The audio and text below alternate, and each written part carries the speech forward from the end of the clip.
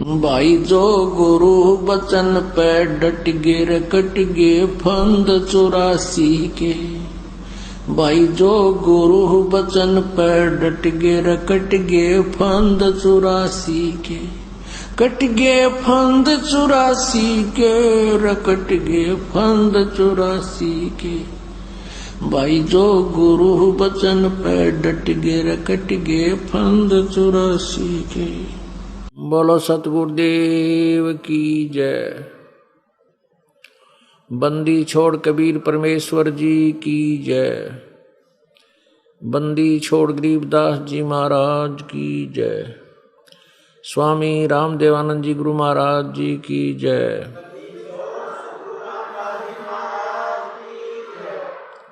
सर्व संतों की जय। सर्व भक्तों की जय। धर्मी पुरुषों की जय। श्री काशी धाम की जय। श्री छुड़ानी धाम की जय। श्री क्रोथा धाम की जय। श्री बरवाला धाम की जय। सत साहिब गरीब नमो नमो सतपुरुष को नमस्कार गुरु की नहीं। सुर नर मुनि जन साधुआं संतों सर्वस दी नहीं। सतगुरु साहिब संत सब दंडोतम प्रणाम। आगे पीछे मध्य हुए तिनको जा कुर्बान। नराकार निर्विषम काल जाल भय भंजनम। निर्लेपम निज निर्गुणम अकलनु बेशुंदनम। सोहम सुरति समापतम सकल समाना निरतलय। उज्ज्वल हिरंबर हरदमम बेपरवा अथाह वार पार नहीं मध्यतम। ग्रीव जो सुमर सिद्ध होई गणनायक गलताना। करो अनुग्रह सोई पारस पद परवाना। आदि गणेश मनाऊं गणनायक देवन देवा। चरण कमलो लाऊं आदंत करूं सेवा। परम शक्ति संगीतम रिद्धि सिद्धिदाता सोई। अवगत गुण अतीतम सत्य पुरुष निर्मोही। जगदम्बा जगदीशम मंगल रूप मुरारी। तन मन अर्पों शेषम भक्ति मुक्ति भंडारी। सुर नर मुनि जन ध्यावें ब्रह्मा विष्णु महेशा। शेष सहस मुख गावे पूजे आदि गणेशा। इंद्र कुबेर सरीखा वरुण धर्म राय ध्यावे। समर्थ जीवन जी का मन इच्छा फल पावे। 33 कोटि आधारा ध्यावे 88। उतरे भव जल पारा कट है यम की फांसी। 33 कोटि आधारा ध्यावे 88। उतरे भव जल पारा कट है यम की फांसी। सत साहिब कर जोरूं विनती करूं। धरूं चरण पर शीस। गुरु जी राम देवानंद जी महाराज ने दियो नाम बख्शीश। कोटि कोटि सिजदा करूं कोटि कोटि प्रणाम। चरण कमल में राखियो मैं बंदी जाम गुलाम। कुत्ता तेरे दरबार का मोतिया मेरा नाम। गले प्रेम की जेवड़ी जांखें चोवा जाऊं मैं। तो करो तो बावड़ूं दूर दूर करो तो जाऊं। ज्यों राखो त्यों ही रहूं जो देव सो खाऊं।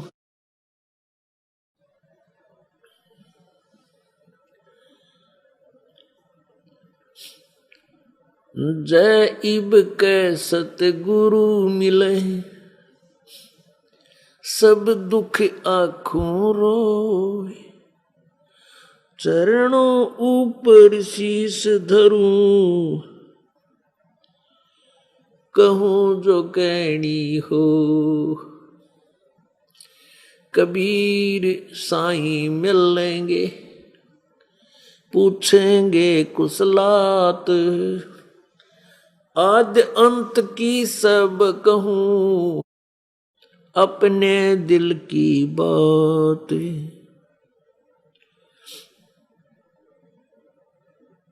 गुरु जी तुम ना भूलियो, चाहे लाख लोग मिल जाएं, हमसे तुमको बहुत हैं, तुमसे हमको नहीं। तो मेरे विसारे क्या बने, मैं किसकी शरण में जाऊं।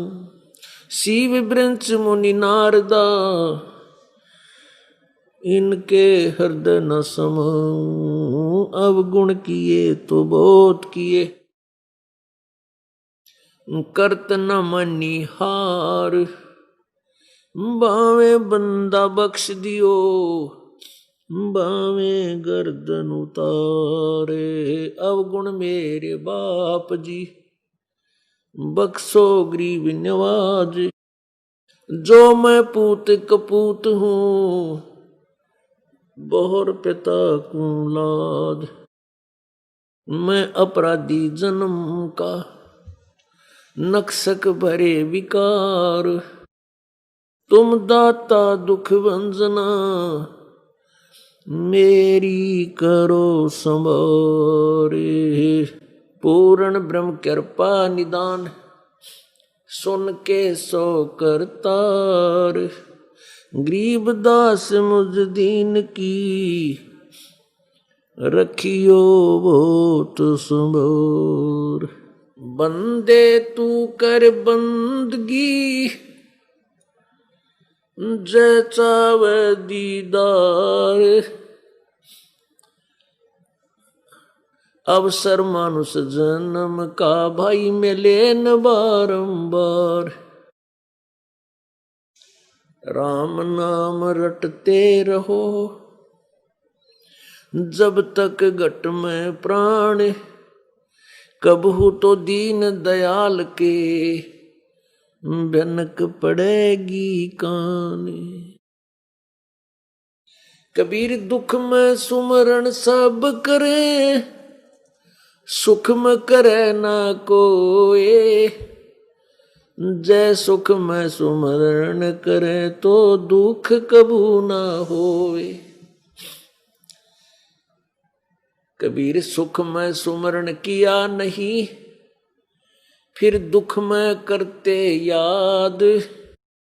कह कबीरता दास की, फिर कौन सुने फरियाद।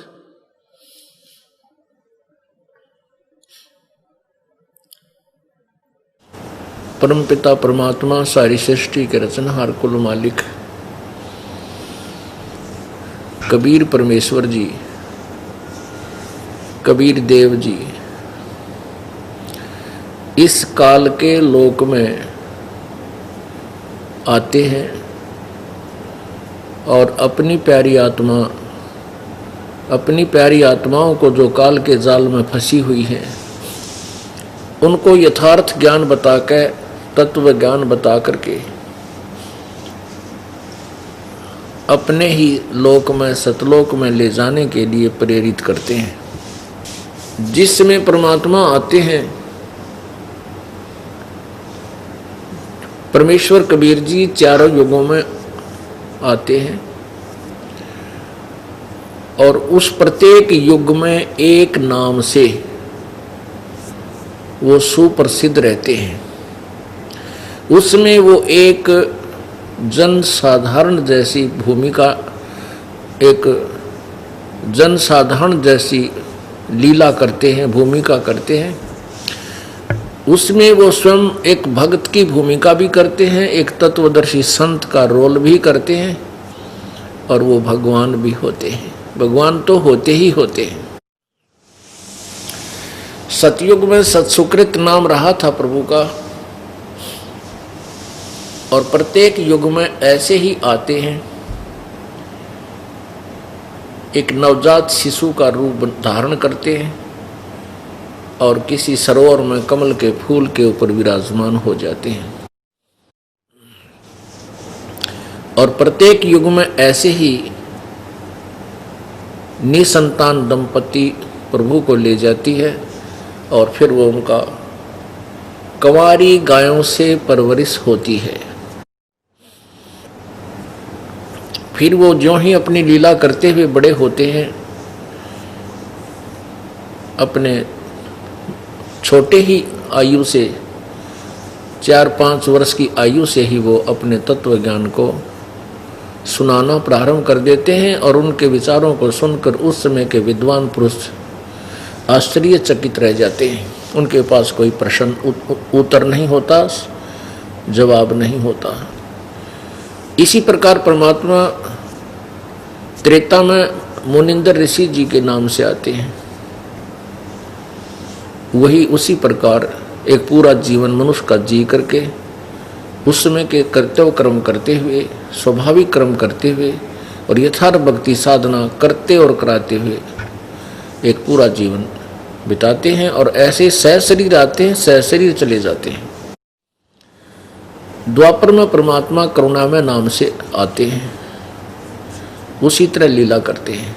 और कलयुग में परमेश्वर अपने वास्तविक नाम के से आते हैं, कबीर नाम से, कबीर देव नाम से। और उसी प्रकार एक नवजात शिशु का रूप धारण करते हैं और फिर सहस पूरा एक जीवन, जैसे जुलाहे का रूप धारण किया, जुलाहे की भूमिका की, सातवें तत्वदर्शी संत की भूमिका की और एक सुयोग्य शिष्य की भी भूमिका की कि एक भक्त में, एक दास में कैसे गुण होने चाहिए, वो भी परमात्मा ने एक रिहर्सल करके हमारे लिए उदाहरण छोड़ा। हम उसको देख करके अपने जीवन को बहुत बार सुचारू करते हैं। जब कभी ये मन हमारी जीवन की गाड़ी को पटरी से नीचे ले जाने की चेष्टा करता है तो हम परमेश्वर के उस ज्ञान और उस भूमिका से अपने आप को सेट कर लेते हैं। परमात्मा आपको किसी भी वस्तु का अभाव नहीं होने देगा, कबीर जी, ये समर्थ शक्ति है। लेकिन ऐसी वस्तु जो आप डिमांड करते रहोगे वो नहीं देंगे जो आपके मोक्ष में बाधक हो। पुण्यात्माओं, यदि आपने यही जन्म मृत्यु के चक्कर काटने हैं और इसी काल के जाल में रहना है तो और संत बहुत हैं, वहाँ अपना जाओ, धक्के खाओ और मरते जन्मते रहो। ये यहाँ केवल हमारा मूल उद्देश्य ये है कि आपका जन्म मृत्यु का रोग यूं सदा के लिए कटे। उसके लिए आप जी को परमेश्वर के प्रत्येक नियम का पालन करना होगा। अब जैसे आप ज्ञान सुनकर आते हो, 10% भक्तजन केवल यही सुनकर आते हैं कि वहां पर सब दुख दूर होते हैं। बहुत ही अच्छी बात है, क्योंकि ये बिल्कुल सत्य है कि यहां पर सब दुख दूर होते हैं। लेकिन एकाध दुख ऐसा होता है जो परमात्मा दूर नहीं करेंगे, जो कि आपको उसके दूर करने से आपका मोक्ष मार्ग में बाधा बन जाएगा और ये काल का चक्कर ज्यों का तो बना रहेगा, तो उस सुख को आपको नहीं देंगे, उस दुख का निवारण नहीं करेंगे। उदाहरण के तौर पे जैसे कोई निसंतान है, वो यहाँ केवल संतान के लिए ही आता है, क्योंकि ऐसे लाखों हजारों कई लाख उदाहरण हैं जिनके 8-8 कई हजारों उदाहरण हैं जिनके 8-8 10-10 20-20 वर्ष 15-15 वर्ष शादी न हो गए थे और उनका संतान दे दी परमात्मा ने आते ही। और कुछ ऐसे भी उदाहरण हैं 2, 4, 10 जो मुझे मेरी नोटिस में है कि उन्होंने लगभग 4, 5, 6 वर्ष उपदेश लिया नवलियर, उनका संतान मालिक ने नहीं दी, और वो दृढ़ता के साथ फिर भी मालिक पर विश्वास किए हुए हैं कि जो परमात्मा करेंगे हमारे लिए सही करेंगे। इसके बीच में एक बहुत बड़ा रीजन है, कारण है। जैसे द्वापर युग में परमेश्वर कबीर देव जी आए थे, उसमें एक सुदर्शन यानी वाल्मीकि जाति में उत्पन्न सुदर्शन नाम के एक भक्त थे।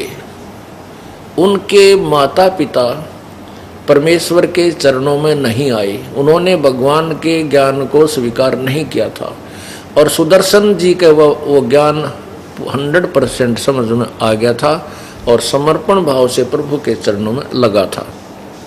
सुदर्शन जी के माता पिता बार बार प्रार्थना करने पर भी परमेश्वर के चरणों में नहीं आए, उनका उपदेश नहीं लिया, वो शरीर छोड़कर चले गए। सुदर्शन जी ने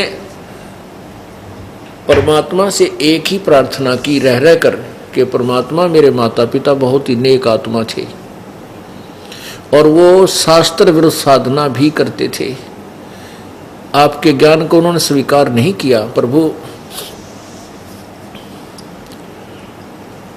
आप किसी जन्म में जब भी उनको मनुष्य जीवन मिले आप अपने चरणों में लेना।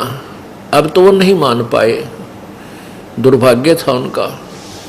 ये कई बार प्रार्थना की, परमात्मा उनको कहते रहे कि सुदर्शन आपका और आपके माता पिता का इतना ही संयोग था, आप चक्कर में क्यों पड़ रहे हो, वो अपने कर्म पाएंगे, आप अपने कर्म बनाओ। तो कुछ दिन वो चुप रहता था, लेकिन फिर भी वह कमजोरी रह रह कर उदय हो रही थी। परमात्मा ने सोचा कि ये नालायक माँ बाप के ममता में यो भी काल के जाल में पांव फंसाए रह जाएगा, ये भी पैर फंसा लेगा। तब परमेश्वर ने कहा था बेटा चिंता मत करे, तेरे माता पिता को मैं पार कर दूंगा। जब परमेश्वर के मुखारविंद से ये शुभ वचन सुने तो वो निश्चिंत हो गया कि अब प्रभु ने वचन दे दिए हैं, अब उनका कल्याण होगा ही होगा। तो इस प्रकार उस सुदर्शन जी का सतलोक गमन हुआ, नहीं तो उस ममता व सतोगुण का जो प्रभाव है वहां तक काम कर रहा था और उसको भी फंसा लेता जब समर्थ शक्ति अपने तरीके से उसका वो टेंशन खत्म ना करते। परमात्मा के पास हर तरह के तरीके हैं, वो ना जाने कौन सी विधि से कौन सा आपका दुख निवारण कर देता है। तो उसके बाद सुदर्शन जी का हृदय में पूर्ण रूप से ये हो गया कि तेरे माता पिता अवश्य पार होंगे। अब वो सुदर्शन के माता पिता कलयुग में उनका जन्म हुआ तो उस समय उनका योग, उनके जो है प्रारब्ध में संतान नहीं थी। परमात्मा चाहते तो उनको संतान के ना जाने कितनी दे देते हैं, लेकिन उनका मोक्ष करना था, वचनबद्ध हो चुके थे। इसलिए परमेश्वर ने उनके भाग में थी नहीं और परमात्मा ने भी उसको संतान नहीं दी। उनको स्वयं ही संतान रूप में बनकर उनके घर पहुंच गए और उन पुण्यात्माओं का कल्याण किया। पुण्यात्माओं, यहाँ जिसका भी जो संयोग है पुत्र या पुत्री का, ये पिछला कोई लेन देन है, ये सत्कर मान लेना। एक कथा हम सुना करते थे जो आज बिल्कुल सत्य नजर आती है कि दो भाई थे किसान और बड़े की शादी हो चुकी थी। शादी होते ही माता पिता का देहांत हो चुका था, दोनों का माता पिता का देहांत हो चुका था बड़े की शादी हो चुकी थी और छोटा भाई उस समय 13-14 वर्ष का था। वो बीमार पड़ गया। उनके जमीन अच्छी थी, यानी 20, 30, 40 एकड़ जमीन थी। छोटा भाई बीमार हो गया तो उसकी काफी ट्रीटमेंट करवाया, कोई लाभ नहीं मिल पाया। अंत में दोनों पति पत्नी ने क्या सोचा कि अब सुअवसर है, आप अपने भाई को, यानी उनकी अपनी सोच, उसकी पत्नी ने कहा कि इसको ये मर ही जाए तो अच्छा है, संपत्ति अपनी हो जा। भाव ये है कहने का कि दोनों की एक राय होगी कि अब तो किसी का ये भी ना होगा कि न जान के मार दिया। और वो सौतेला भाई था, छोटे वाला जो था सौतेला भाई था, यानी पहला जो था वो दूसरी माँ का और दूसरा था वो दूसरी माँ का। और फिर भी दोनों, पहली पत्नी उसकी मर गई थी, फिर वो दोनों ही मृत्यु को प्राप्त हो चुके थे, ऐसी स्थिति थी। तो उन्होंने इस दृष्टिकोण से कि इस अपने सौतेले भाई को मरवा दे और फिर ये जमीन सारी अपना हो जाए, ऐसा ही उन्होंने सोच साच के एक डॉक्टर उसका ट्रीटमेंट कर रहा था उससे बात कर ली, भाई तू इसका काम कर दे। उसने कहा मैं 500 रुपये लूंगा चांदी के, आज तो 5 लाख रुपए बने हुए। तो उन्होंने 500 रुपये दे करके अपने भाई की मृत्यु करवा दी। अब उसने 500 रुपये दे करके डॉक्टर को अपने भाई को विषाक्त औषधि खिला करके मृत्यु को प्राप्त करवा दिया, यानी उसकी मौत होगी। तो दोनों का खुशी का ठिकाना नहीं रहा। उसके बाद क्या हुआ कि कुछ ही दिनों के बाद, वर्ष 10 महीने वर्ष के बाद, उनका एक सुंदर पुत्र की, यानी सुंदर पुत्र का जन्म हुआ। इकलौता पुत्र, अच्छी संपत्ति, खूब गाय भैंस रखें, दूध खूब। तो गिने दिनों में, यानी कुछ ही वर्षों में, पहले 12 वर्ष की उम्र में शादी कर दिया करते थे और उसमें दोबारा विवाह नहीं होता था। उस लड़की को, जो मान ले किसी का पति की मृत्यु हो जाती थी तो उसको साथ ही जिंदा को फूंक दिया करते थे, यानी सती प्रथा थी। अब क्या हुआ कि जब वो लड़का 17-18 वर्ष की उम्र का हो गया, उसकी शादी कर दी, ब्याह कर दिया। विवाह होने के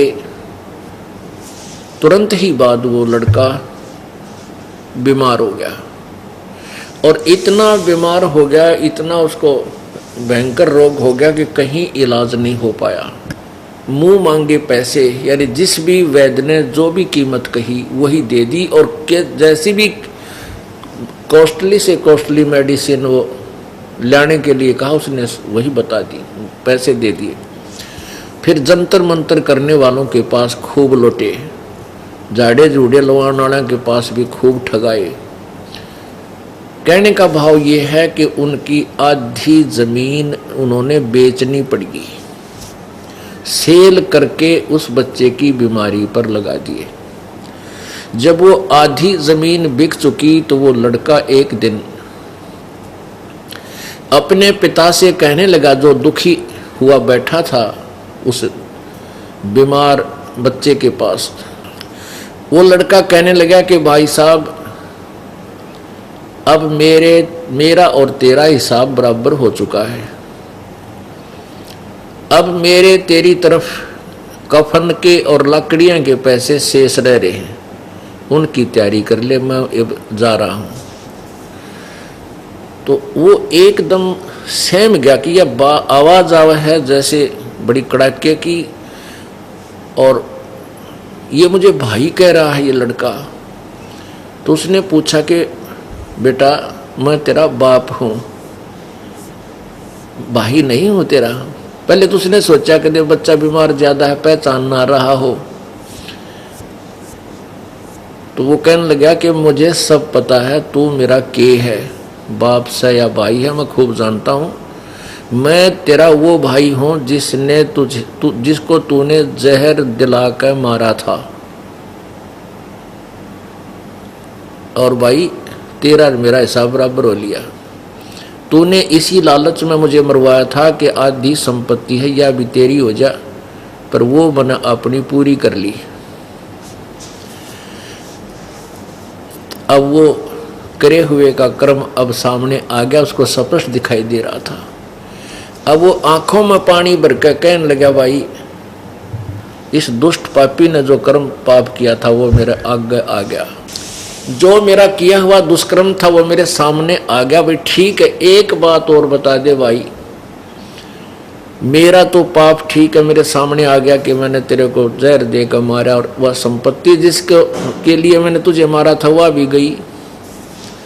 मेरा तो किया कर्म सामने आ गया, पर ये एक बात बता, जो तेरी वधू है, तेरी पत्नी है, इसने के पाप कर दिया, अब तेरे साथ जिंदा जलाई जाएगी। तब उसने बताया कि वो वैद्य कहाँ है जिसने मेरे को जहर दिया था। उसने कहा कि वो तेरे से 2 वर्ष के बाद उसकी मृत्यु होगी थी, कि वही मेरी पत्नी रूप में आया है, अब यो जिंदा फूकी जाएगी, वही दुष्ट जिसने मुझे जहर दिया था। तो पुण्यात्माओं, परमात्मा कहते हैं, एक लेवा एक देवा दूतम, कोई किसी का पिता नहीं पूतम। ये ऋण संबंध जुड़ा एक ठाठा, अंत समय सब 12 बाटा। तो जो संतान आपको प्राप्त है ये आपके पूर्वले संयोग से है, पूर्व जन्मों के संयोग से है, और अंत समय में ये सब 12 बाट हो जाते हैं। 12 बाट मैंने अपनी अपनी दिशा को चले जाते हैं। जैसे एक ही परिवार में एक सदस्य उपदेशी है, बाकी नहीं है, तो जो उपदेशी नहीं है वो तो ना जाने कहाँ जाएंगे। कोई गधा की जो नहीं पाएगा, कोई अच्छा पुण्यकर्मी है तो स्वर्ग चला जाएगा कुछ समय, और पाप कर्मी ज़्यादा हैं वो नरक में चले जाएंगे। यानी 12 बाट अपने अपने कर्म आधार पर ना जाने कहाँ जा करके फिर पुनः जन्म इनको प्राप्त होगा। तो परमात्मा भी कहते हैं, मात पिता तेरा कुटुंब कबीला यो कोई दिन का मेला रे, यही मिलाया यही बिछुड़ जा जागा हंस अकेला रे। इस दृष्टिकोण से परमात्मा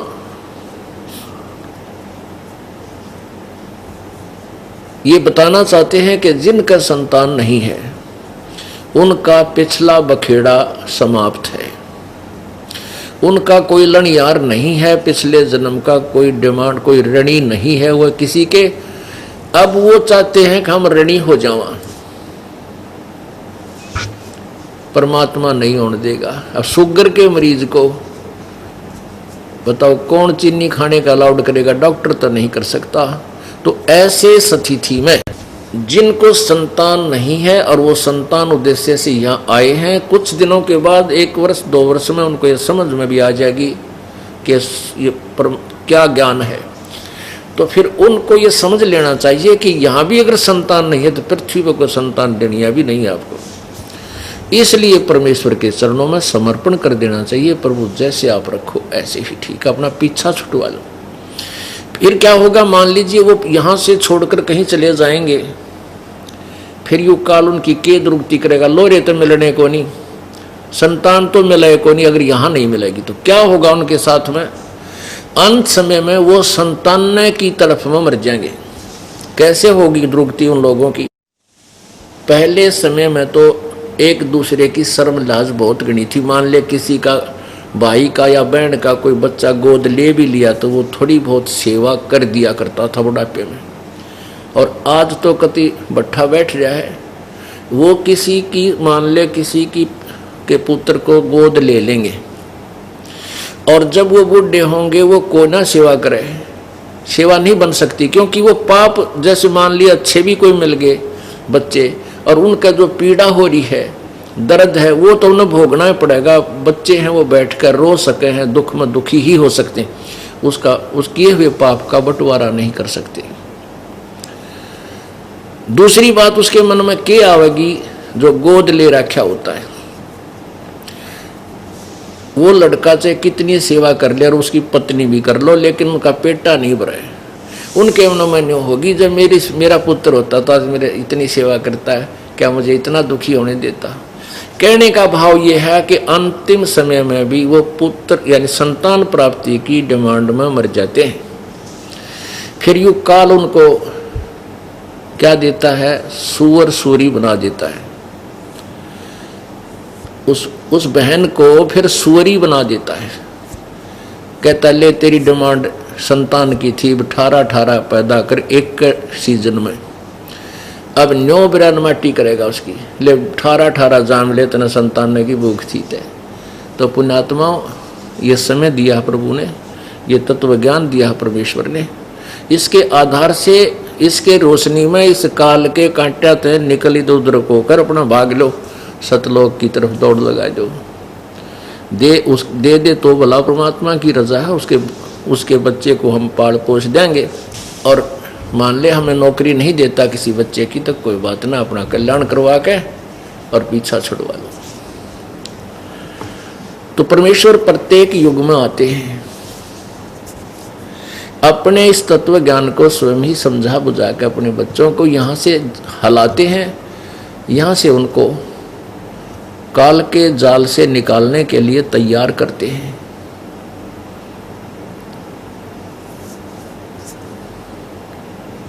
क्या बताते हैं भाई, और बात तेरा काम न आवे, तू संतों शरण लाग रे। के सोवे गफलत में बंदे, जाग जाग नर जाग रे, जाग जाग नर जाग रे। और बात तेरे काम न आवे, संतों शरण लाग रे। के सोवे गफलत में बंदे, जाग जाग नर जाग रे, जाग जाग नर जाग रे। इस तन सराय में जीव मुसाफिर, करता रहे दिमाग रे। इस तन सराय में जीव मुसाफिर, करता रहे दिमाग रे। रात बसेरा कर ले डेरा, चले सवेरा त्याग रे, चले सवेरा त्याग रे। और बात तेरे काम न आवे, संतों शरण लाग रे। के सोवे गफलत में बंदे, जाग जाग नर जाग रे, जाग जाग नर जाग रे। भाई उमदा चोला बन्या अनमोला, ये लगे दाग पे दाग रे। उमदा चोला बन्या अनमोला, ये लगे दाग पे दाग रे। 2 दिन की गुजरान जगत में, क्यों जले बिरानी आग रे, जले बिरानी आग रे। और बात तेरे काम न आवे, तू संतों शरण लाग रे। के सोवे गफलत में बंदे, जाग जाग नर जाग रे, जाग जाग नर जाग रे। कुबद का चढ़ी चढ़री चत पे, तू ओया मनुष्य से नाग रे। कुबद का चढ़ी चढ़री चत पे, तू होया मनुष्य से नाग रे। सूझे नहीं सजन सुख सागर, बिना प्रेम बैराग रे, बिना प्रेम बैराग रे। और बात तेरे काम न आवे, संतों शरण लाग रे। के सोवे गफलत में बंदे, जाग जाग नर जाग रे, जाग जाग नर जाग रे। भाई हर सुमरे सो हंस कवावे, ये कमी क्रोधी काग रे। हर सुमरे सो हंस कवावे, ये कामी क्रोधी कागरे, भौरा ना भर में विष के बन में, चल बेगमपुर बागरे, चल बेगमपुर बागरे। और बात तेरे काम न आवे, संतों शरण लाग रे, केशव गफलत में बंदे, जाग जाग नर जाग रे, जाग जाग नर जाग रे। भाई शब्द से न सतगुरु की पहचानी, पाया अटल सुहाग रे, शब्द से न सतगुरु की पहचानी, पाया अटल सुहाग रे। नित्यानंद महबूब गुमानी, प्रगट्य पूर्ण बाग रे, प्रगट्य पूर्ण बाग रे। और बात तेरे काम न आवे, संतों शरण लाग रे, केशव गफलत में बंदे, जाग जाग नर जाग रे, जाग जाग नर जाग रे। सत साहिब। अब क्या बताया है इस शब्द में, इस वाणी में? ये शब्द जो है वैसे कबीर परमेश्वर जी का है। इसमें लास्ट वाली जो लाइन है तो इनमें परिवर्तन है, और इसके स्थान पर परमेश्वर की एक वाणी और है एज इट इज ज्यों की तो, वो कबीर शब्दावली के अंदर, कबीर शब्दावली के अंदर लिखी हुई है। उसमें एक और दोहा है, एक और कली है उसमें। भाई ऊठ सवेरे ओका भर लिया, के जाग्या नर भाग रे, ऊठ सवेरे ओका भर लिया, के जाग्या नर भाग रे। राम भजाना सुमरण कीना, फुटे तेरे बाग रे, फुटे तेरे बाग रे। मान लीजिए ये दो तरह का जागना बताया है। एक तो सुबह उठते ही प्रभु को याद करे तो उस जागरण का लाभ होया। लेकिन के उठते हुक्का ठोक लिया और गुरुर गुरुर, फिर खूब खूब, फिर धूमा पूरे परिवार ने कमरे में ठोक दिया। बच्चे सो रहे हैं, पोते पोती बेटा बेटी, या उनको भी पै दिया साथ में सोते सोए हुए को। तो फिर के जाग्या नर भाग रे, ऐसा था पड़ा रहा पाछे उठ ले और बड़काते। तो जाग गए तो भगवान ने याद करे। दूसरा जागना ये है कि हम इस काल की, इस माया का, मोह ममता की नींद में हम सोए पड़े हैं, और परमात्मा की ये प्रेरणा, ये आवाज प्रभु की जो ये दास लगा रहा है, एक परमात्मा का भेजा हुआ कुत्ता बनकर आप धनियों को जगा रहा है भौंक भौंक के। तो कहते हैं वो जाग गए वो, और जाग के फिर भक्ति पर लग जावे। तो जगना ये है कि तू जिस व्यवस्था को, इस संसार को, संपत्ति को, परिवार को अपना मान रहा है, ये तेरा को नहीं, ये तेरा नहीं है, ये जागना है। ये भगवान के बच्चे हैं, वो तेरे संयोग संस्कारवश तेरे पास आए हुए हैं। अपना अपना संस्कार पूरा होते हुए वो चले जाएंगे, तेरे डांटे नहीं डटेंगे। जिसका भी जब संयोग पूरा हो जाएगा वो वहीं शरीर छोड़ जाएगा, किसी के रोके नहीं रख सकते। मेरी शरण में आ जाओगे, प्रभु की शरण, कबीर परमेश्वर कहते हैं मेरी शरण में आ जाओगे तो मैं फिर तुम्हारे ये जो संस्कार है इनको भी ठीक ढंग से पूरे करवा दूंगा। और मान लीजिए किसी बालक की मृत्यु होनी है और उसने नाम ले लिया और वो सही नियम पर रुक रहा है, तो उस बच्चे को भी जीवन दे दूंगा। मेरी तो सारियत आत्मा मेरी है, तो उसका भी कल्याण करूंगा और तुम्हारे चोट भी ना लगेगी, बेटा मर गया, उनका तुम्हारा लेन देन भी ठीक करवा दूंगा। पर तुम गफलत कर जाते हो परमात्मा के चरणों में। मान लीजिए आपका ऐसा शुभ संस्कार है कि अभी कोई चोट लागनी नहीं और आप इस शरण में आ गए, आपको और लाभ गणा मिलेगा, क्योंकि पहला संस्कार तो अच्छा है ही है, साथ में ये मालिक का और एक्स्ट्रा ऐड मिल गई तो और गुणे सुखी हो जाओगे। फिर क्या होगा, फिर आप गफलत अवश्य करोगे। ये नियम है इस काल का, इस लोक का। और गफलत करोगे तो कितना लोक लाज में आकर कोई नियम भंग कर दोगे। और नियम भंग होने के बाद मान लीजिए कोई ऐसा बुरा संस्कार आपका आसपास था कि जिससे कोई घटना दुर्घटना जबरदस्त घटनी थी, तो फिर वह घट जाएगी, वो आपका चोट लग जाएगी, क्योंकि आपने परमात्मा का जो कंबल दिया था सर्दी से बचाव के लिए वो उतार दिया, फिर नमूनिया होगा ही होगा। तो परमेश्वर क्या कहते हैं कि ऐसा जो आपको दुख निवारण नहीं करूंगा जिससे तेरा मोक्ष मार्ग में बाधा बढ़े। इसलिए परमात्मा हमें क्या याद दिलाते हैं कि तुम एक डिमांड और कर लियो।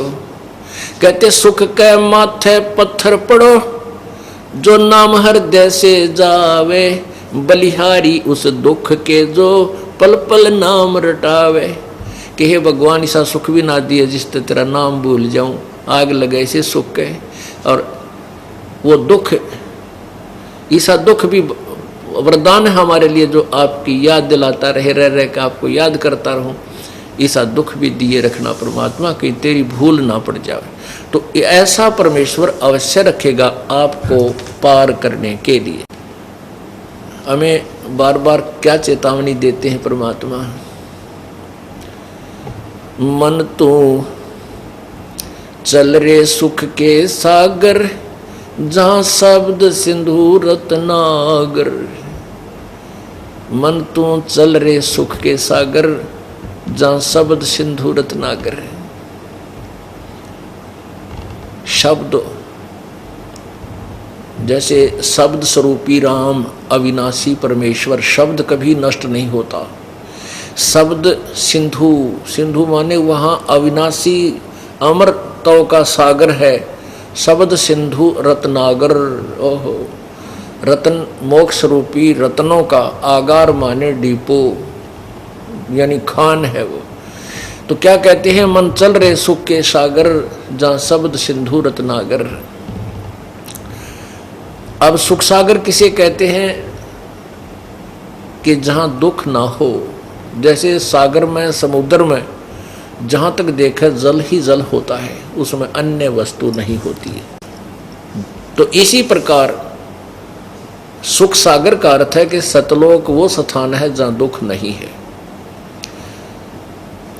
शंखों लहर मेहर की उपजे, कहर नहीं जा कोई, दास गरीब अचल अविनाशी, सुख का सागर सोई। शंखों लहर मेहर की उपजे, जैसे दिन में या 2-4 दिन में एक कुछ अक्षण ऐसे आते हैं, आत्मा इतनी आत्मविभोर हो जाता है ये प्राणी, और अंदर से एक इतनी अच्छी हिलोर सी उठती है कि दुश्मन भी दुश्मन नजर नहीं आता है, सब अपने से नजर आते हैं। उसके प्रति भी प्यार भर आता है, लेकिन वो होता है थोड़ी सी देर का। वो जो सुख है वो बिल्कुल न्यारा है। ना वो कितनी संतान उत्पत्ति, तो वो संतान प्राप्ति से हो सकता, ना चाहे करोड़ रुपये धन मिल जाए उससे भी वो सुख वैसा नहीं हो सकता। वो शंखों लहर मेहर की उपजे, उस सतलोक के अंदर ऐसी ऐसे सुख, ऐसा ऐसा जो प्रेरणाएं हैं, हिलोर शंखों लहर मेहर की उपजे, और कहर नहीं जा कोई। यहाँ तो वो कुछ ही अक्षरों की होती, वह मेहर की लहर यानी सब पर दया आती है, और उसके बाद फिर वो ज्यों के त्यों कहर की लहर, न्यों कर दूंगा न्यों कर दूंगा। वो लड़का आज फेल हो गया, देख उसने 1 साल खो दिया, भैंस नहीं हुई, काटड़ा मर गया, यानी इस तरह के फिर वो कहर की लहर शुरू हो जाती है। यहाँ तो मच्छर से लड़े मिनट मिनट में इस पाप कर्मों के प्राणी के। तो परमात्मा ही दया करेंगे, ये तत्व ज्ञान और अपनी सतभक्ति रूपी मच्छरदानी आपको देंगे, जिससे आपको आपके कष्ट जो है नहीं आएंगे, आपको नहीं परेशान करेंगे पाप कर्म। एक यहाँ पर बहुत से एक ऐसे भी उदाहरण आते हैं कि किसी एक परिवार ने नाम ले लिया और उनका भूत बड़े थे। यहाँ तो ये ट्रीटमेंट तो वैसे होता है, ये 3 ताप का जो दुख है तो वैसे फरी, ये तो अपने आप भाग जाते हैं इस परमात्मा की मंत्र जन या अभ्यास से, जाप से अपने आप भाग जाते हैं। तो वो उनके भूत फिर उनके रिश्ते यानी उन्हीं के चेता हुआ हम चले जाए सारे। तो वो भूत जाकर बोल रहे हैं कि वहां तो हम ना जावा, थारा आगे आपका आगे। तो वो चले फिर शाणा के उन जो है ना दुनिया बर्बाद करने वाले मूर्खों के पास जाड़े लानिया दौर।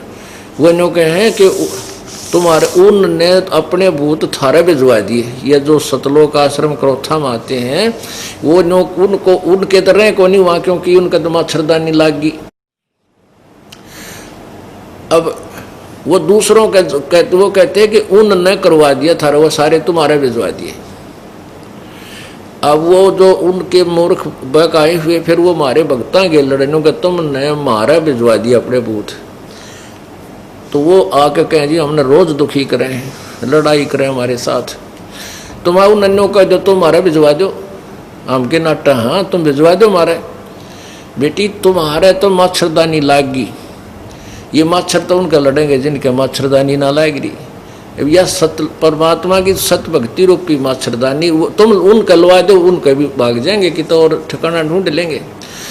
कहने का भाव यह है कि परमात्मा के पास ये देवी देवता भूत पितर जाकर हाथ जोड़ के खड़े हो गए। कबीर परमेश्वर के पास जब बनारस में रहा करते हैं, एक जुल्हे की भूमिका कर रहे थे, तब वो गुरु रूप में थे, परमात्मा सतगुरु रूप में थे। वो यही कहा करते कि ये भूत पूजा पितर पूजा देव पूजा कति त्याग दो।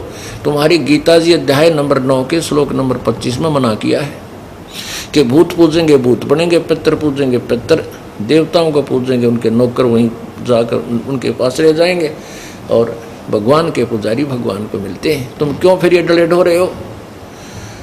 तो सभी जो भक्त थे वो परमात्मा के आदेश का पालन करके उन पितरों और भूतों की पूजा त्याग देते थे। और मंत्र के सामने ये परमात्मा का जो जाप दिया जाता है, ये भूत पितर प्रेत भाग जाते हैं कुछ दिनों में आप पे पट छित के। तो अब उनको पर परमात्मा के पास ये सभी जाकर खड़े हुए कि हमने ठोर बता गुरु महाराज जी, आपके पुजारी तो हमें नहीं पूज रहे हैं। परमात्मा बोले जो मुझे नहीं पूजते वो उनको लूटो खाओ, जो मेरी पूजा हमारी पूजा नहीं करते, जो मेरे शरण में नहीं है, बाकी तुम्हारे लिए है, उन्हें खाओ, उनके उनसे धरवा लो, पाँचों लत्ते हैं बनवा लो, मंडी उन जा करके कुछ भी करवाओ। देवी देव ठाडे भय हमको ठोर बताओ। परमेश्वर बोले जो मुझको पूजे नहीं उनको लूटो खाओ। देवी देव ठाढ़े भये कि हमको ठोर बताओ, हमें जगह दो, कहाँ जाएं? परमात्मा बोले जो मुझको नहीं पूजते वो उनको लूटो खाओ, उनके पास जाओ, वो तुम्हारे लिए छोड़ रखे। तो पुण्यात्मा जो भी परमेश्वर की शरण में समर्पण हो जाएगा, ले लेगा, उनका ये पितर भूत प्रेत सब भाग जाएंगे। अगर वो कुछ दिन परेशान करते हैं तो आपकी वीकनेस के कारण आप दोगले से चलोगे जब तक होगा। जिस दिन आप अनन्य मन से प्रभु के चरणों में समर्पण कर दोगे फिर नहीं रहेंगे। ढूंढे भी ना पाओ, पड़ोसियाँ तो भी दूर भागेंगे। आपके घर में जो परमात्मा की मंत्र वाणी चलेगी उससे भी उनका तीर से लगते हैं, ये भाग जाते हैं डरते। इस मालिक की वाणी में इतनी शक्ति है। और मंत्र का तो कहना है कि जो जाप आपको दिया जाता है सिमरन करने का, मोक्ष के लिए तो है ही है, लेकिन अन्य जो दुखदायी तत्व हैं वो भी दूर भाग जाते हैं।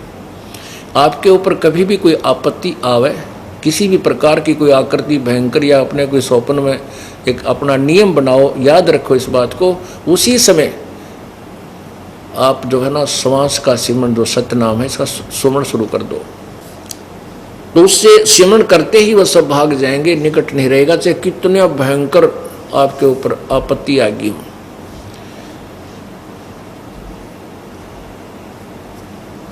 इस प्रकार यहां भी परमात्मा कहते मेरी शरण में आ जाएगा तो तुझे ये तो सुख दूंगा ही दूंगा और मोक्ष दूंगा।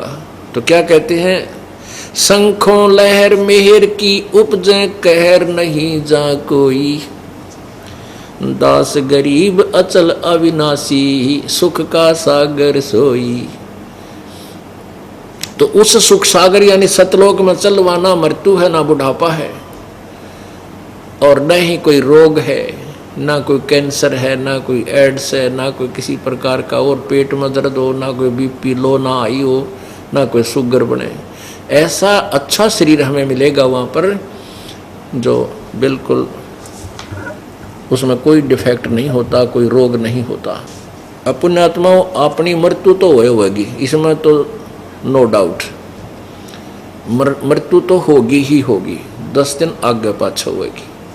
लेकिन मृत्यु के बाद हमने वापस यही आना है तो यह सांग फेर पाओगा, यही प्रोसीजर फेर है। अब तो और बुढ़ा काम हो रहा है, बच्चा 3 साल का हुआ ना और इतना बड़ा बैग उसकी कमर पर टांग कर 25 बुक डाल कर चल बेटा स्कूल में है। अब उसका याद हो कर देना तो ट्यूशन ला दो। अब कभी फेल, कभी पास, कभी बीमार, कभी कुछ, फिर मर पड़ कर ब्याह हो गया, ब्याह होने बालक कोई मर गया, कोई बच गया है। और किसी की नौकरी ना लगी, किसी की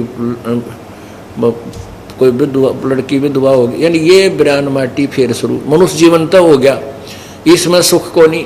और जब फिर इस 84 लाख वाले कोल्लों में पड़ गए, गधे कुत्ते सुअर में, फिर सुख नाम की बात कहाँ बाट कहाँ देखा। हम तो वैसे तो सुख यहाँ भी नहीं है, पर इस झूठे सुख को हम सुख मान रहे हैं। झूठे सुख को सुख कहे ये मान रहा मनमोद, ये सकल चबीना काल का, ये काल का आहार है सभी। और कुछ मुख में कुछ गोद, किसी को आज खा लेगा, बाकियों को सपेर रख रहा कल के लिए। तो इसने एक को भी नहीं छोड़ना, सबको खाना, चाहे राजा है चाहे रंग। हाँ, कबीर परमेश्वर की शरण में जो इस दास के मंत्र के साथ लगे हुए हैं, उनको काल नहीं खा सकता, उनके निकट नहीं आएगा, उनको तपस्या पर नहीं जाना, ना वो कुत्ते गधे सुअर बनेंगे। सतगुर के उपदेश का सुनिया लाया एक विचारे, जय सतगुर मिलते नहीं हम जाते नरक दुआरे। नरक द्वार में दूत सब ये करते खेचा ताने, उनसे कभू ना छूटते फिर फिरते चारों खानी। ओए होए, 4 खाने में भरमते कभू ना लगते पारे, सो फेरा सब मिट गया हमारे सतगुर के उपकार। ओए होए, यदि अब कहते अब दिमाग में आवे ये बातें, अब माइंड काम करे हमारा, जय मालिक ना मिलते, ये सतगुरु ना मिलते, के बिरानवाटी होती। ओए होए, आपको एक थोड़ा सा ट्रेलर दिखाता हूँ। इसे साधक दो वेदों अनुसार साधना करने वालों की क्या दुर्गति हुई। मैं एक महावीर जैन जी का इतिहास आपको थोड़ा सा ट्रेलर दिखाऊंगा, समझदार को संकेत बहुत होता है। ये देखिएगा, एक बुक है आओ जैन धर्म को जाने, बुक का नाम है आओ जैन धर्म को जाने। धर्म मंच प्रश्न माला 3500 प्रश्नोत्तर, कौन बनेगा सबसे ज्ञानी, अणो हरि अनंताण अणाम, ये इनका कोई और सौदा है। प्रवीण चंद्र जैन MA शास्त्री, इसके दो, ये इसका लेखक है। खेल में आओ जैन धर्म को जाने, लेखक प्रवीण चंद्र जैन MA शास्त्री, जम्बूद्वीप हस्तिनापुर। प्रकाशक है श्रीमती सुनीता जैन, जम्बूद्वीप हस्तिनापुर मेरठ।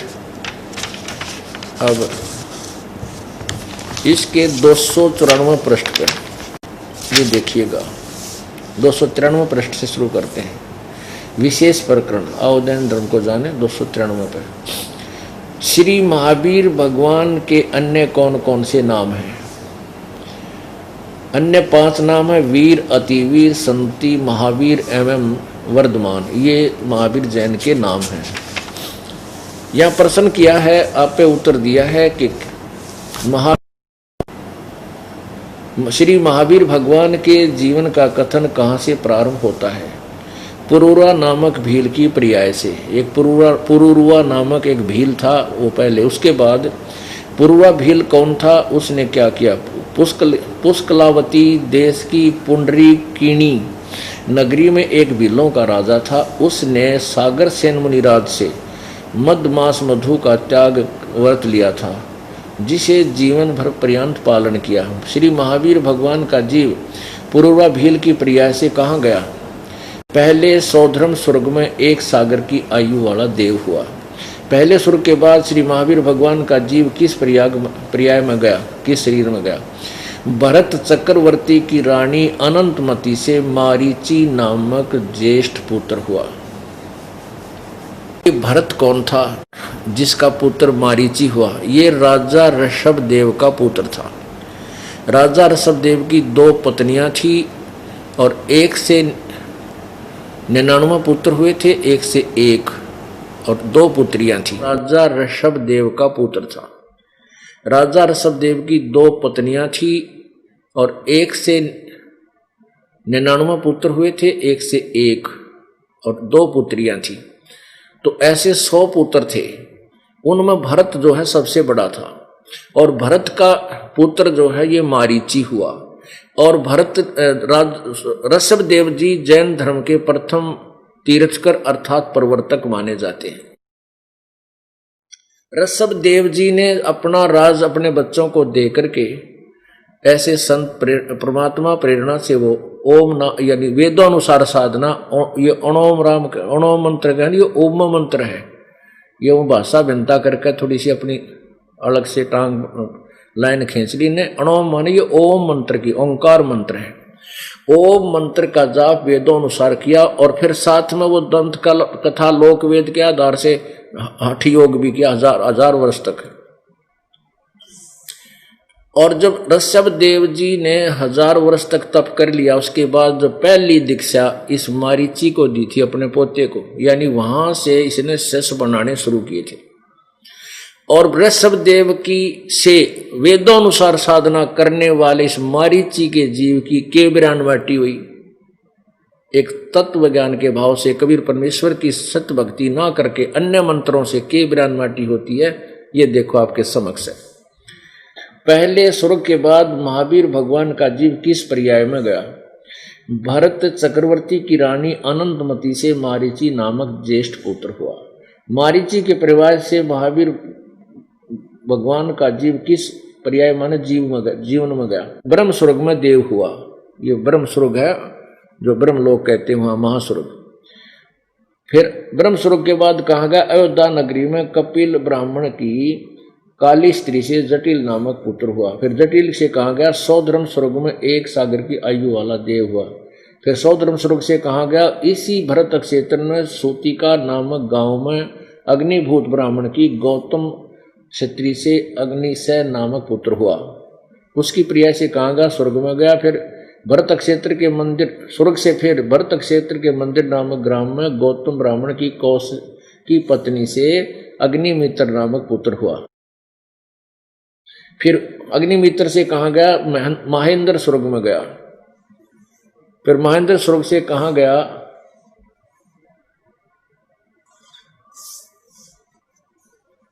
मंदिर नगर में सालकाय ब्राह्मण की पत्नी से भारद्वाज नामक पुत्र हुआ।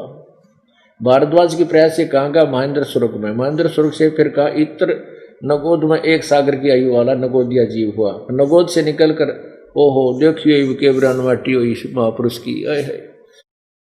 नगोद से निकलकर श्री महावीर भगवान के का जीव कहाँ गया? अनेक भव माने शरीर धारण किए जो इस प्रकार है। 1000 आग के वृक्ष भाव के भाव, 80,000 सीप के भाव, 20,000 नीम के भाव, 90,000 बार केले के भाव, 3,000 बार चंदन के वृक्ष के भाव, 5 करोड़ बार कनेर वृक्ष के भाव, 60,000 बार वैश्या के भाव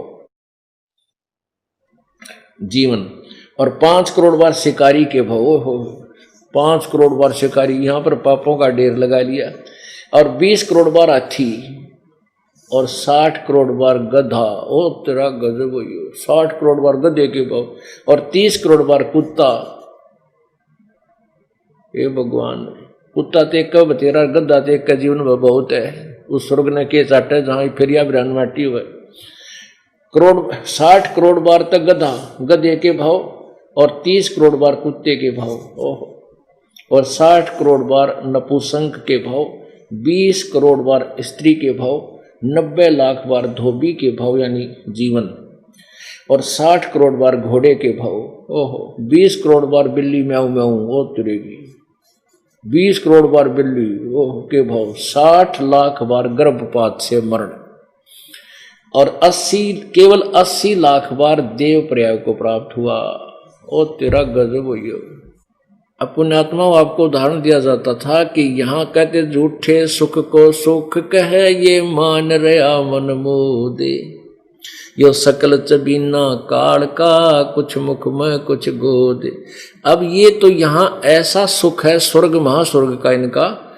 जैसे इस दास का जन्म एक किसान परिवार में हुआ और जब छुट्टी हो जाती थी जून की में, और कई बार छुट्टियां पहले ऐसे होती थी जब कटाई का समय होता था ना फसल का, 10 दिन 15 दिन की छुट्टी पहले ऐसे करते थे। तो खेत में जाते हैं ना फसल काटने के लिए, तो ऐसी थी जैसे सारा दिन धूप के अंदर फसल काटी, 1-1.5 घंटा खाना खाया दोपहर ने तो वृक्ष के नीचे बैठ गए। इतनी तेज धूप में उसमें 1-1.5 घंटा रोटी भी खा लेते और थोड़ी देर अपना मस्ती भी मार लेते छाँव में, और उठते फिर वह शाम तक फिर काटा पीटी, शाम को फिर सिर पर पशुओं का चारा आते, फिर गंडासे में काटना। तो कहने का भाव ये है कि वो स्वर्ग तो ऐसा है जैसे सारा दिन काम करके 2 घंटे की करतला लौट लिया, बबुल के पेड़ के तरह आराम मान लिया कि यूँ सुख छाँ मिल गई, थोड़ी देर रेस्ट मिल गया। तो ये 80 लाख बार तो स्वर्ग में गया, देवता बन गया, कुल ओनली 80 लाख बार। और कुत्ते गधे 60 करोड़ बार, तेरा गजब गधा 30 करोड़ बार कुत्ता, ओहो बिल्ली, ये भगवान, ओहो। और आगे देखो फिर के क्या किया इस महापुरुष ने, आगे के बीज बो गया यो महावीर जी। ये देखो अब यहां तक तो आपने पढ़ लिया, ये तो आपने पढ़ लिया कि यहां तक 80 लाख बार देव पर्याय को प्राप्त हुआ, और उससे पहले 30 करोड़ बार कुत्ता, 60 करोड़ बार गधा, वो तेरा गजब हुई, और 60 करोड़ बार नपुंसक, 20 करोड़ बार क्षत्रिय, 90 लाख बार धोबी, 8 करोड़ बार घोड़ा, 20 करोड़ बार बिल्ली। आगे फिर क्या हुआ, उपरोक्त जीवनों को प्राप्त करने के बाद श्री महावीर भगवान ने किस पर्याय को प्राप्त किया? राजगृह नगर में सथावर नामक ब्राह्मण, उसके फिर का महेंद्र स्वर्ग में 7 सागर की आयु वाला देव हुआ। राजगृह में विश्वभूत राजा की जैनी रानी से विश्व नंदी नामक पुत्र हो गया। उससे फिर महाशुक्र स्वर्ग में देव हुआ, स्वर्ग से फिर त्रिपृष्ठ नामक नारायण हुआ, फिर 7वें नरक में गया। ओ तेरे नरक तो बाकी रह रहा था, 7वें नरक में गया। फिर आगे देखो 96वें पृष्ठ पे, फिर सिंहगिरी पर्वत पर सिंह हुआ। स्वर्ग नरक से निकल के 7वें नरक से महावीर भगवान का जीव कहाँ गया, ये बता रहे हैं कि फिर सिंहगिरी पर्वत पर सिंह हुआ, पुनः प्रथम नरक में गया। नरक से निकलकर भगवान महावीर का जीव कहाँ गया, हिमवान पर्वत शिखर पर सिंह हुआ, और वहां उसे अजिंत जय एवं अमित गुण नामक मुनिराज ने संबोधित किया। सिंह का जीव फिर किस पर्याय में गया, सौदर स्वर्ग में सिंह केतु नामक देव हुआ। ये देखो सिंहगिरी पर्वत से सिंहवार, पुनः फिर प्रथम नरक में गया, 2 बार नरक में भी गया। नरक का बहुत लंबा जीवन होता है।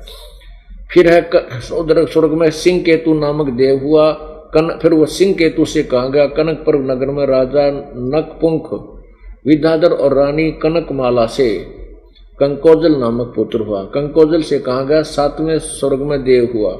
स्वर्ग में देव से कहा गया अयोध्या नगरी में राजा वज्रसेन की शीलवती रानी से हरिसेन नामक पुत्र हुआ।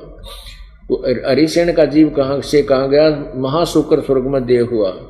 फिर स्वर्ग से कहा गया दातकी खंड की पूर्व विदेही के पुष्कलावती देश की पुंडरी कीणी नगरी में राजा सुमित्र रानी मनोरमा से प्रिय मित्र नामक चक्रवर्ती हुआ। और प्रिय मित्र चक्रवर्ती आगे किसका नाम, मित्र का नाम चक्रवर्ती आगे किस पर्याय को गा, ये जीव है।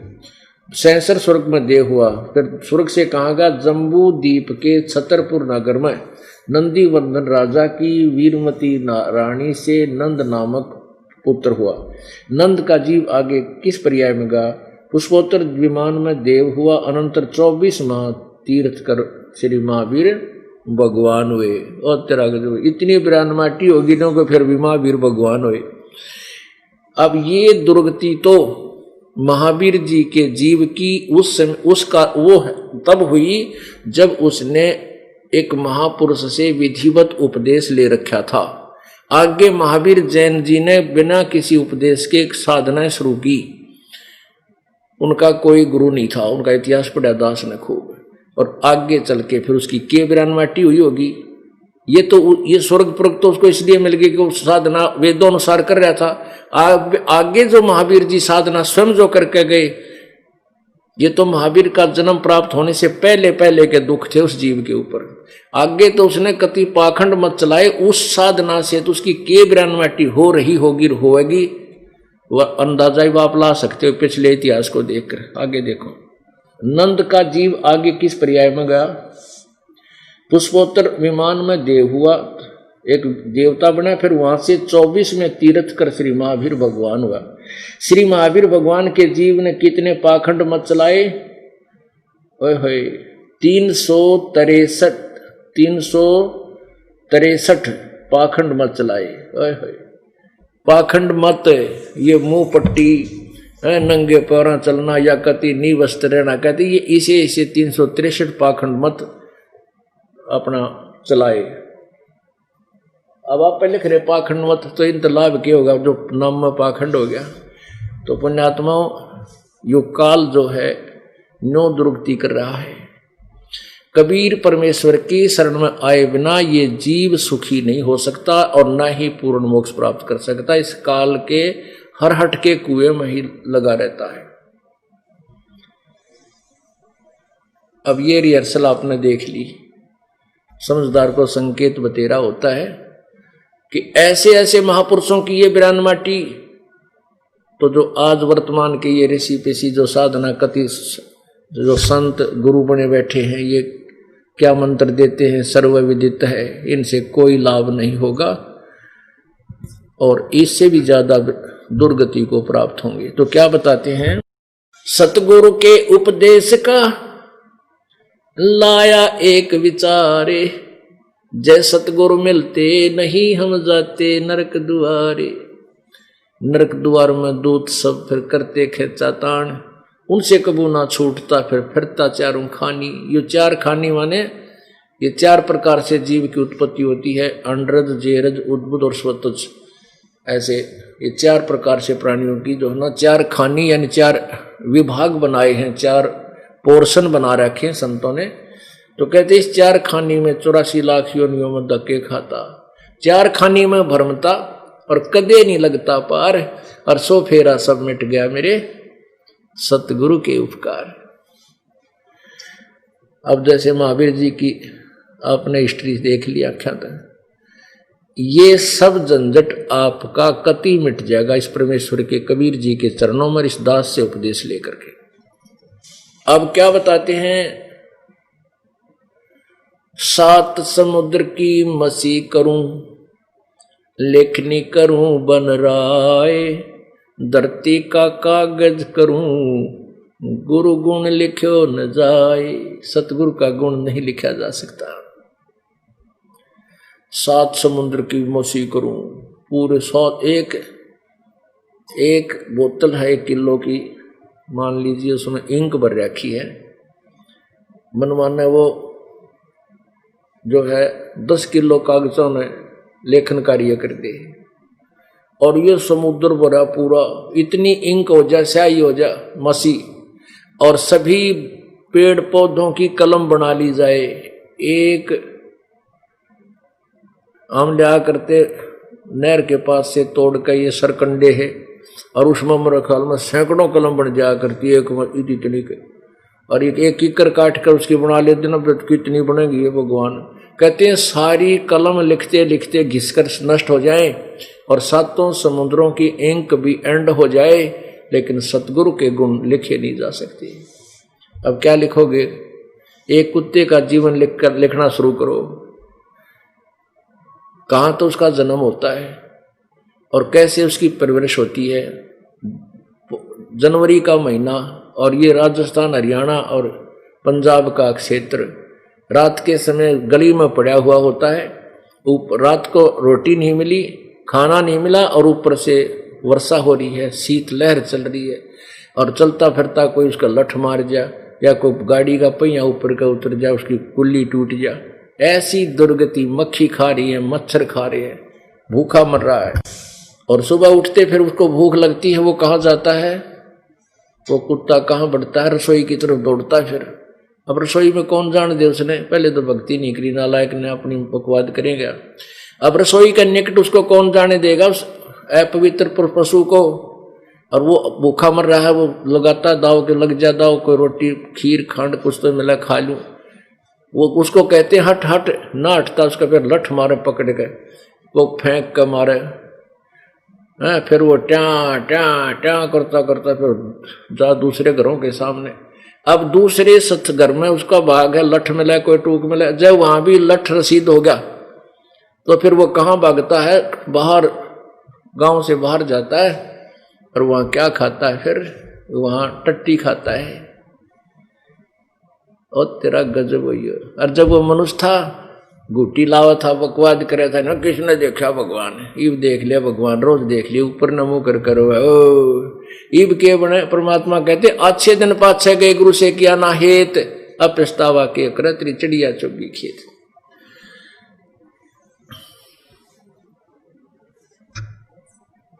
मन तू चल रे सुख के सागर, जहाँ शब्द सिंधु रत्नागर। मन तू चल रे सुख के सागर, जहाँ शब्द सिंधु रत्नागर। भाई कोट जन्म तन भरमत होगे, कुछ ना हाथ लग्या रे। ओए होए, महावीर जैन जी कहते हैं पूरा चक्रवर्ती राजा हुआ और मर के फिर गधा बन गया। वो चक्रवर्ती राजा वहीं फिर गधा बन कर घूम रहा है उसी राजभवन के आसपास। और तेरा गजब हुई हो। ये इसको हम फाइनल गेम समझ रहे थे कि ये प्रोसीजर से मर जाएंगे फिर हो जाएंगे फिर मर जाएंगे, देखी जाएगी जो होगी। अब मरे फिर के देखेंगे, गधा बने पास से पहले देखें ताकि कुछ सावधान हो जाए, जान बचे। और जैसे किसी को समझाते हैं, दास का एक बिटर एक्सपीरियंस है स्टार्ट दान सेवा, क्योंकि इस ज्ञान ने कोई सुन के राजी नहीं था, ना घर का ना बाहर का। तो सारे श्लोक सुनने पड़े इस दास ने, कोई मित्र प्यारा या कोई ऐसा नोक भाई शर्म सीमान ने उसको सुनाने लगे। सारे सुनो दे भाई, नो होगा नो का। फिर हम कहें भाई भक्ति नहीं करेगा तो गधा बनेगा, नो का देखी जाएगी, ले बता। आखिर में यहाँ एंड कर देता, देखी जाएगी जो होगी। अब गधा अपने पास तू के देखा, फिर तो कुमार देखेगा, कहाँ तो लठ ठोकना है, कितना वजन धरना है, कहाँ तेरे को लेकर जाना है। अब देखना तो अब है, अब पहले देख ले, अपनी मुक्ति करा, बुराई छोड़ दे, भक्ति कर ले। भाई कोट जन्म तन भरमत होगे, कुछ ना हाथ लग्या रे। कुकर सुकर खरबया बोरे, तू कौवा हंस बुगारे। मन तू चल रे सुके सागर, जहाँ शब्द सिंधु रत्नागर। क्योंकि देखी जाएगी। परमात्मा कहते हैं सुखदेव ने 84 भुगती बना पजावे खरगो, तेरी क्या बुनियाद पराणी, तू पेंडा पंथ पकड़वो। सुखदेव जैसे महर्षि कहते हैं वो भी गधे की योनि तक भोगे, और वो पजावे पर, पजावा होता है बहुत ही कुम्हार लगाते हैं, जैसे उसमें ये मटके भी पकाते हैं और एक जो है ना ईंटों का भट्ठा टाइप बनाते हैं, ऊंचे ऊंचे चला जाता है उसको। वो जो जितना जो स्थान उनके पास होता है, मान ले 100-150 गज का, उसी 200-400 गज में बनाया है तो ओवर गज में, तो उसी के ऊपर वो बनाते जा है। उस राख को कहीं और नहीं डालते, जो जिससे ईंट पकाते हैं वो ऊपर ही लगाते चले जाते हैं। तो वो 30-40 फुट ऊंचा हो जाता है। तो उस पजावे पर ऐसे चढ़ता है गधा जैसे पहाड़ पर चढ़ चारों तरफ ऐसे ऐसे कर नो जाता है 30-40 फुट ऊपर। नीचे से तो कच्ची ईंटें वो उसके ऊपर कमर में एक थैले में डाल दी जाती हैं, और फिर ऊपर जाते ही वो खाली उतार कर और वो कच्ची उतार कर वहां पकी हुई ईंटें तैयार होती हैं, वो उसके ऊपर गद्दा ला दी। 1 सेकंड भी कमर उसकी खाली नहीं होती और जख्म हो जाते हैं कमर के ऊपर। पुण्यात्मा, आपका हाथ जरा सा किसी दीवार के लग जा, खरोंच आ जा, थोड़ी सी खरोंच पर अगर दोबारा फिर कपड़ा भी लग जाता है, इतना दर्द होता, आंखों पानी आता है। और उस समय गधे का वो ऊपर से जख्म होते हैं और उस ईंटों का कोरस सैंड होता, खोरा, वो बोरे में का उस थैले में का निकल कर उसकी कमर पर पहुंच जाता है और कमर का जख्म पर वो रेत मोटी मोटी डलियों का और ऊपर से वो बोरा चला, जब गधा वो थैला वो ईंटों का लोड उसको ऐसे रगड़ लगाता है तो जख्म के ऊपर दूना दर्द, बहुत ज्यादा पीड़ा होती है। अब ये याद रखने की बात है पुण्यात्मा, ये बातें कहने सुनने की नहीं, ये कर पाड़न की है। अब हमारे ऊपर इतना जबरदस्त दबाव है इस काल की माया का, त्रिगुणमयी माया का, कि हम जितने समय इसको सुनते हैं, जब तो एक बार फड़का है आत्मा, और जो ही ये सत्संग समापन हुआ है ना, वो कर ले, वो रह गया, वो बाज ले, कोई बात नहीं, जाकर फिर याद करने लग जियो घर पर जाती। और इन बातों को याद करके फिर भजन अवश्य करे, चाहे खेत में जा रहा है, मजदूरी कर रहा है, दुकान पर बैठा है, नौकरी करने जाता है, तो रास्ते में इस समय का सदुपयोग कर लेना है। जो दुरुपयोग करते थे, रागनी गाया करते हो कि तो तरह के बकवास सोचा करते, अब उसको हटा करके और बात तेरा काम नहीं आवे, वो और बात है, और इस मंत्र पर इसको अपना लगाए रख, भक्ति करता रहे। सुखदेव ने 84 भुक्ति बना, पजावे खरवो, खर माने गधा, पजावे पर गधा बना, और तेरी क्या बुनियाद पुरानी, तो पेंडा पंथ पकड़े वो, तेरी क्या औकात है, ऐसे महर्षियों की दुर्गति होगी। जैसे आपने भी महर्षि महावीर भगवान के विषय में देखी, कौन सा पंथ पकड़, कौन सा मार्ग अपना ले, उस पूर्ण परमात्मा का। गीता जी अध्याय नंबर 4 के श्लोक नंबर 5 और 9 में गीता ज्ञानदाता कहता, अर्जुन तेरे मेरे बहुत जन्म हो चुके हैं, तो नहीं जानता, मैं जानता हूं, मेरे जन्म और कर्म अलौकिक है। फिर कहा है कि मेरी भक्ति कर 8वें अध्याय के प्रथम मंत्र में गीता ज्ञानदाता से अर्जुन ने पूछा कि प्रभु, जो आपने 7वें अध्याय के 29वें मंत्र में तत्वब्रह्म का जिक्र किया, वो तत्वब्रह्म कौन है? इसका उत्तर 8वें अध्याय के 3रे मंत्र में गीता ज्ञानदाता ने कहा कि वो परम अक्षर ब्रह्म है। वो परम अक्षर ब्रह्म है जिसकी कृपा से तू परम शांति और शाश्वत स्थान, यानी फिर कभी तेरी मृत्यु नहीं होगी, उस स्थान पर चला जाएगा। गीता अध्याय नंबर 15 के श्लोक नंबर 1 से 4 में उल्टे लटके हुए संसार रूपी वृक्ष के विषय में जानकारी देते हुए कहा है, 4थे श्लोक में कहा है कि जब तुझे तत्वदर्शी संत मिल जावे और तेरे बात समझ में आ जावे, तो इस तत्व ज्ञान रूपी शस्त्र से इस अंधेरे नटा का, इस बण काट का, जो बेमतलब के जाड़वो जड़े यानी अज्ञान के दंत कथा तूने सुन रखी थी, उसके बाद उस परमेश्वर के तत्व ब्रह्म के, परम अक्षर ब्रह्म के, उस परम पद परमेश्वर, उस परमेश्वर की उस परम पद की खोज करनी चाहिए, जहां जाने के बाद साधक फिर लौट कर संसार में कभी नहीं आते, उनकी जन्म मृत्यु कभी नहीं होती। और जिस परमेश्वर से सारे ब्रह्मांडों की सृष्टि रचना हुई है, और कालदाता गीता ज्ञानदाता कहता है मैं भी उसी की शरण में हूं, उसी की पूजा करनी चाहिए। तो उसके विषय में 18वें अध्याय के 62वें श्लोक में कहा कि अर्जुन तू सर्वभाव से उस परमेश्वर की शरण में जा, जिसकी कृपा से तू परम शांति और शाश्वत स्थान, यानी सदा रहने वाले, जो कभी नष्ट नहीं होता, सतलोक को प्राप्त होगा। गीता ज्ञान दाता ब्रह्म है और ब्रह्म की साधना करने वाला ब्रह्मलोक में जाता है। जैसे ये महावीर जैन जी ने के इतिहास से कति क्लियर हो जाती है ये कहानी, जो परमात्मा ने आपको बता रखी है, पहले बताई थी, 600 वर्ष पहले बता गए थे, और दास भी पहले आपको बार बार रह कर समझाता रहा कि यही सती थी जीव की प्रभु ने बताई है। तो ऐसे गीता जी अध्याय नंबर 8 के श्लोक 16 में लिखा है कि ब्रह्मलोक तक भी सभी नाशवान हैं, ब्रह्मलोक में गए हुए प्राणी भी जन्म मृत्यु में आते हैं। यहां का अंतिम लोक है ब्रह्मलोक, महास्वर्ग जिसे कहते हैं, और ये काल ब्रह्मलोक में रहता है। और काल ब्रह्म, गीता ज्ञान दाता ब्रह्म है, ब्रह्म की भी जन्म मृत्यु होती है, स्वयं स्वीकार करता है। गीता जी अध्याय नंबर 4 के श्लोक 5 और 9 में, 10 अध्याय 10 के 2 में, अध्याय 2 के 12 इन श्लोकों में स्वयं स्वीकार करा कि हमारी जन्म मृत्यु होती है, मेरा भी जन्म होता है। अब क्या है कि तेरी क्या बुनियाद प्राणी, तू पेंडा पंथ पकड़े वो पंथ पकड़। पेंडा माने रास्ता, गोंडा गोर गमा, जो हम सिंपल भाषा में कहते हैं पैड़ा।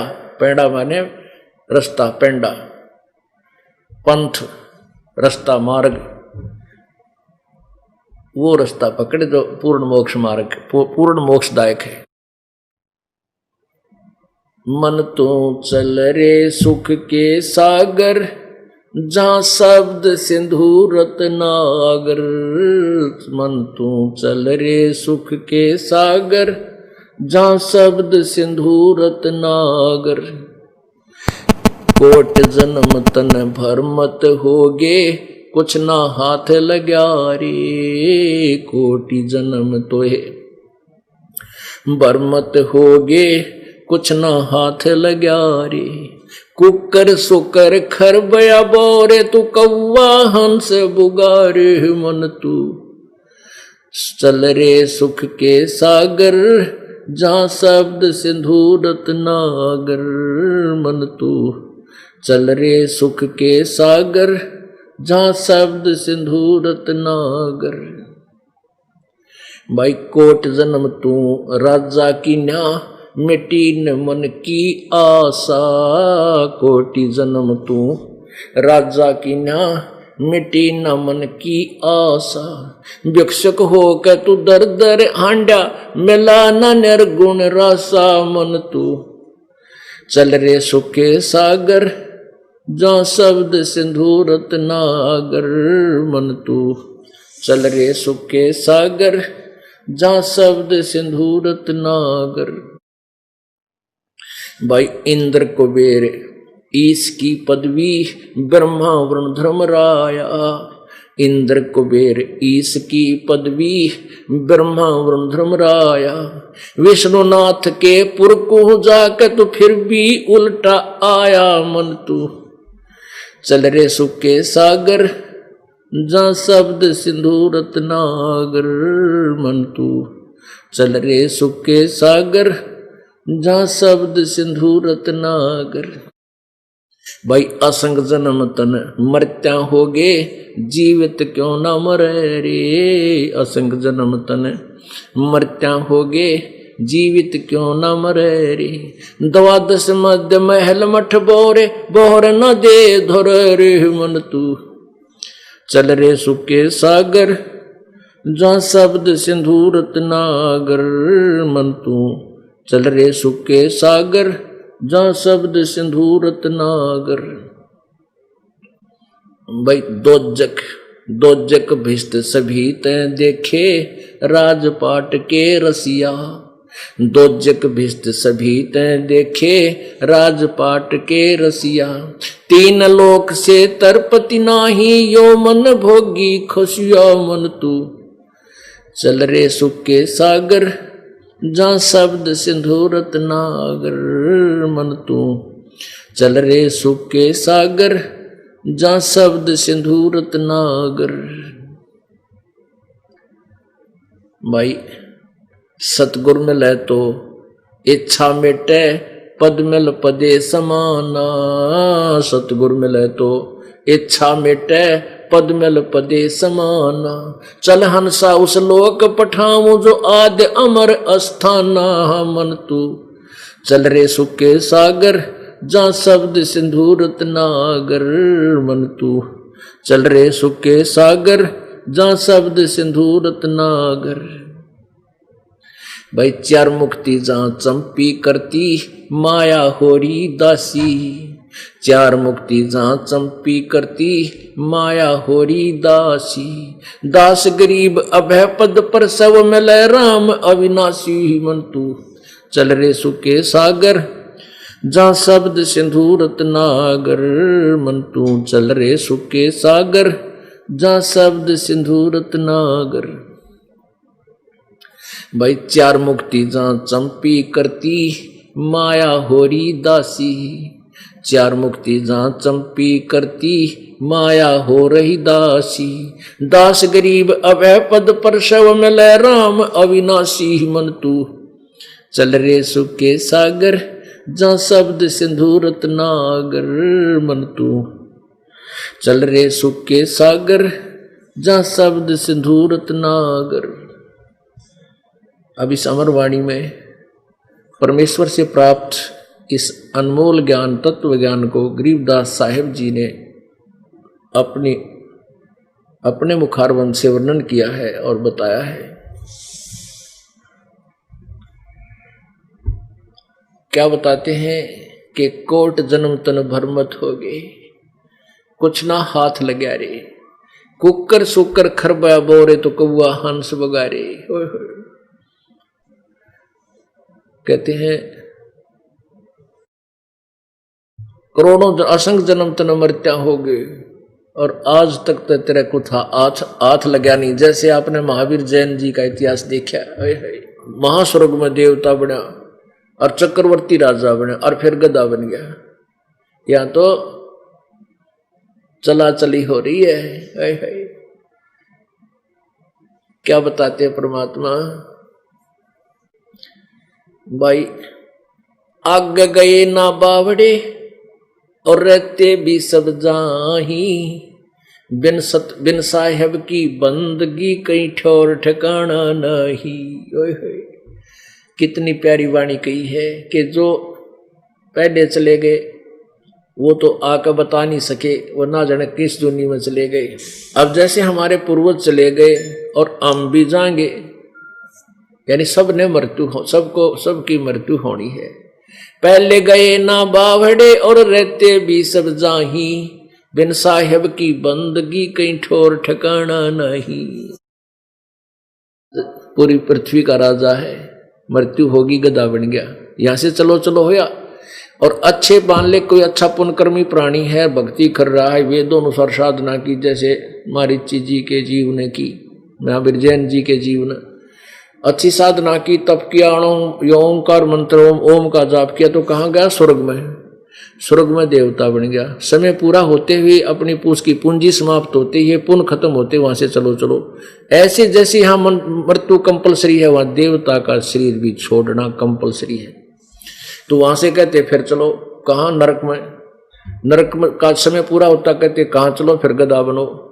गधे का शरीर पूरा हो गया, चलो कुत्ता बनो। कुत्ता आपने पूरी 84 लाख योनियां भोग ली, कहते अब तू नर बन, मनुष्य बन के फिर वही डरेड हो और फिर गधा बन। कहते हैं आगे गए ना बावड़े रहते भी सब जा, और बिन साहिब की बंदगी की ठोर ठिकाना ना। एक ठोर ठिकाना सतलोक में है, वहां जाने के बाद फिर कहीं चलो चलो नहीं होती। वहां स्थायी स्थान मिलेगा, जिसके विषय में पवित्र गीता जी भी प्रमाण कर रही है। लेकिन साथ में गीता ज्ञान दाता 8वें अध्याय के 13वें श्लोक में कहता है कि मेरा तो एक ओम मंत्र है, ओम इति एक अक्षरम ब्रह्म व्यवहारण माम अनुसमरण यह प्रयाति तजन देहम सयाति परमाम गति।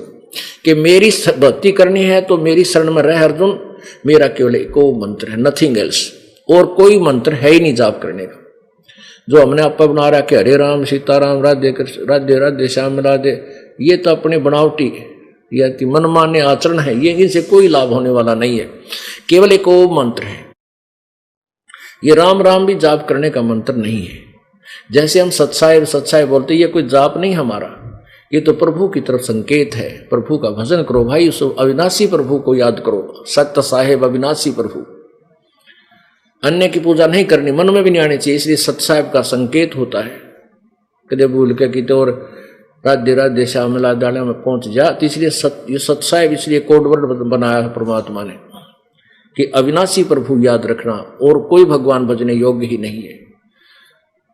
तो इस प्रकार तो क्या बताया कि 8वें अध्याय के 13वें श्लोक में तो अपने बारे में बता रहा है मेरा वो मंत्र है, और अपने से अपनी मेरी जो अंतिम सांस तक इसका जाप करते रहोगे तो मेरे वाली परम गति प्राप्त होगी। अपनी परम गति को 7वें अध्याय के 18वें श्लोक में कहता है मेरे वाली परम गति अनुत्तम है, श्रेष्ठ है। इसलिए कहा है कि तू सर्वभाव से उस परमेश्वर की शरण में 18वें अध्याय के 62वें श्लोक में, जिसकी कृपा से तू परम शांति और शाश्वत स्थान सदा रहने वाला, जो कभी वहां चलो चलो नहीं है, ना वो नष्ट होता। ये एक ब्रह्मांड में ब्रह्मलोक आदि सारे नष्ट होंगे, एक बार पूरे ब्रह्मांडों का नाश होगा, ये पुनर्फिर बनेंगे, और लेकिन सतलोक वो अविनाशी स्थान कभी नष्ट नहीं होता, जो कबीर परमेश्वर का धाम है, जहां हम पहले रहते थे, वहीं से हम नीचे गिरे अपने कर्म के, अपने दुष्कर्म के कारण। उसके लिए क्या बताया उस श्लोक में, वहां जाने के लिए, उस परमात्मा को प्राप्त करने के लिए क्या बताया कि 17वें अध्याय के 23वें श्लोक में पवित्र गीता जी में कहा कि ओम तत्सत इति निर्देश ब्रह्मण त्रिविध समर्थ है। उस पूर्ण ब्रह्म है माने सच्चिदानंद घन, यानी परम अक्षर ब्रह्म, उस पूर्ण परमात्मा जो 8वें अध्याय के 3रे श्लोक में कहा कि वो परम अक्षर ब्रह्म है, उस परम अक्षर ब्रह्म की शरण में जाने के लिए कहा है। उसकी प्राप्ति के लिए ओम तत्सत, ओम ये ब्रह्म का मंत्र है, तत् ये परब्रह्म का है, ये तत् कोई और मंत्र है, और तत् और ब्रह्म ओम दोनों मंत्र मिलके ये सतनाम बनता है, जो श्वास उश्वास से सिमरन करना होता है। और जो तीसरा मंत्र है सार नाम, जो सत ओम तत्सत में, ये अलग मंत्र है। तो उस परमात्मा के पाने का तो ये ओम तत्सत ये 3 मंत्र का जाप है, और 3 विधि से इसकी स्मरण है, जिसको तीनों नाम प्राप्त है वो समझ सकता है। इस जो दास आपको बता रहा कोडवर्ड जो गीता जी में 17वें अध्याय के 23वें श्लोक में लिखा, इसकी भक्ति, इसकी साधना भी 3 ही प्रकार से इस ओम तत्सत मंत्र की। ओम तत्सत ये जाप नहीं है, ये कोई और मंत्र है। तत् और सत ये सांकेतिक है। तो क्या बताते हैं कि कोट जन्म तन भरमत हो गए और कुछ ना हाथ लग्या रे, तो कुकर सुकर खरवा बोरे, खरवा ने गधा, कुकर कुत्ता, सुअर सुकर सुअर, और कौवा आदि बुगले जैसे प्राणियों की जोनियां भी तूने भोगी। कुकर सुकर खरवा बोरे, कौवा हंस बुगारे, कोटि जन्म तू राजा क्यों ना, ओ तेरा करोड़ जन्म तो राजा भी बन लिया, पर मिटी न मन की आशा, और भिक्षुक होकर तू दर दर घूम लिया, ये मिला नहीं निर्गुण रासा। अब जैसे परमात्मा क्या बताते हैं कि जैसे बहुत कठिन साधना भी तूने कर ली। ऋषभ देव जी के बारे में विषय में सुधा सागर, यानी जिसे श्री भागवत पुराण बोलते हैं, उसमें लिखा है कि उन्होंने परमात्मा प्राप्ति के लिए वस्त्र हो गया, वो बिल्कुल उसको याद ध्यान ही नहीं तूने वस्त्र पहन रखे है कि नहीं, इतना होकर के कहीं कुछ मिल गया तो खा लिया, नहीं तो जंगलों में घूमता रहा। और फिर उसको क्या मिला, यही 84 लाख योनियां।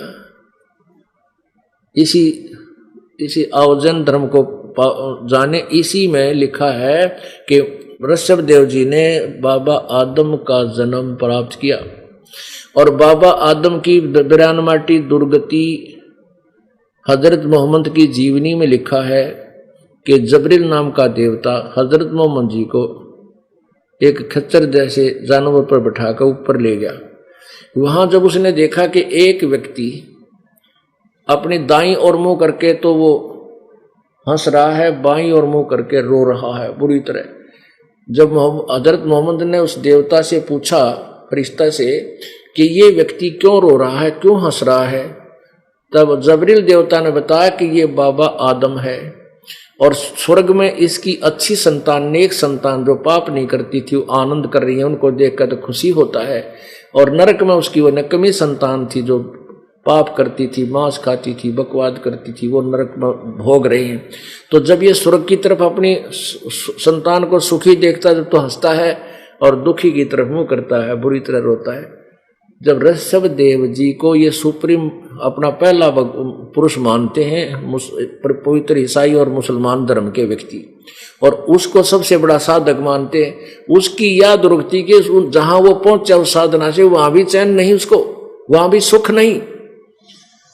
तो पुण्यात्माओं, ये तत्व ज्ञान है, कति दूध और पानी छान का आपके समक्ष रख दिया परमात्मा कबीर जी ने।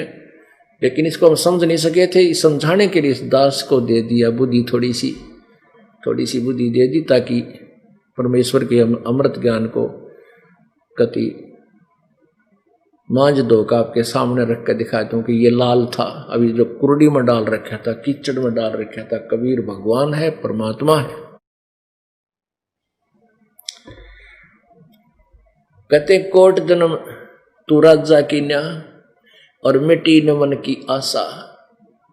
इस मन की ऐसी गंदी वृत्ति है, ऐसी जो है ना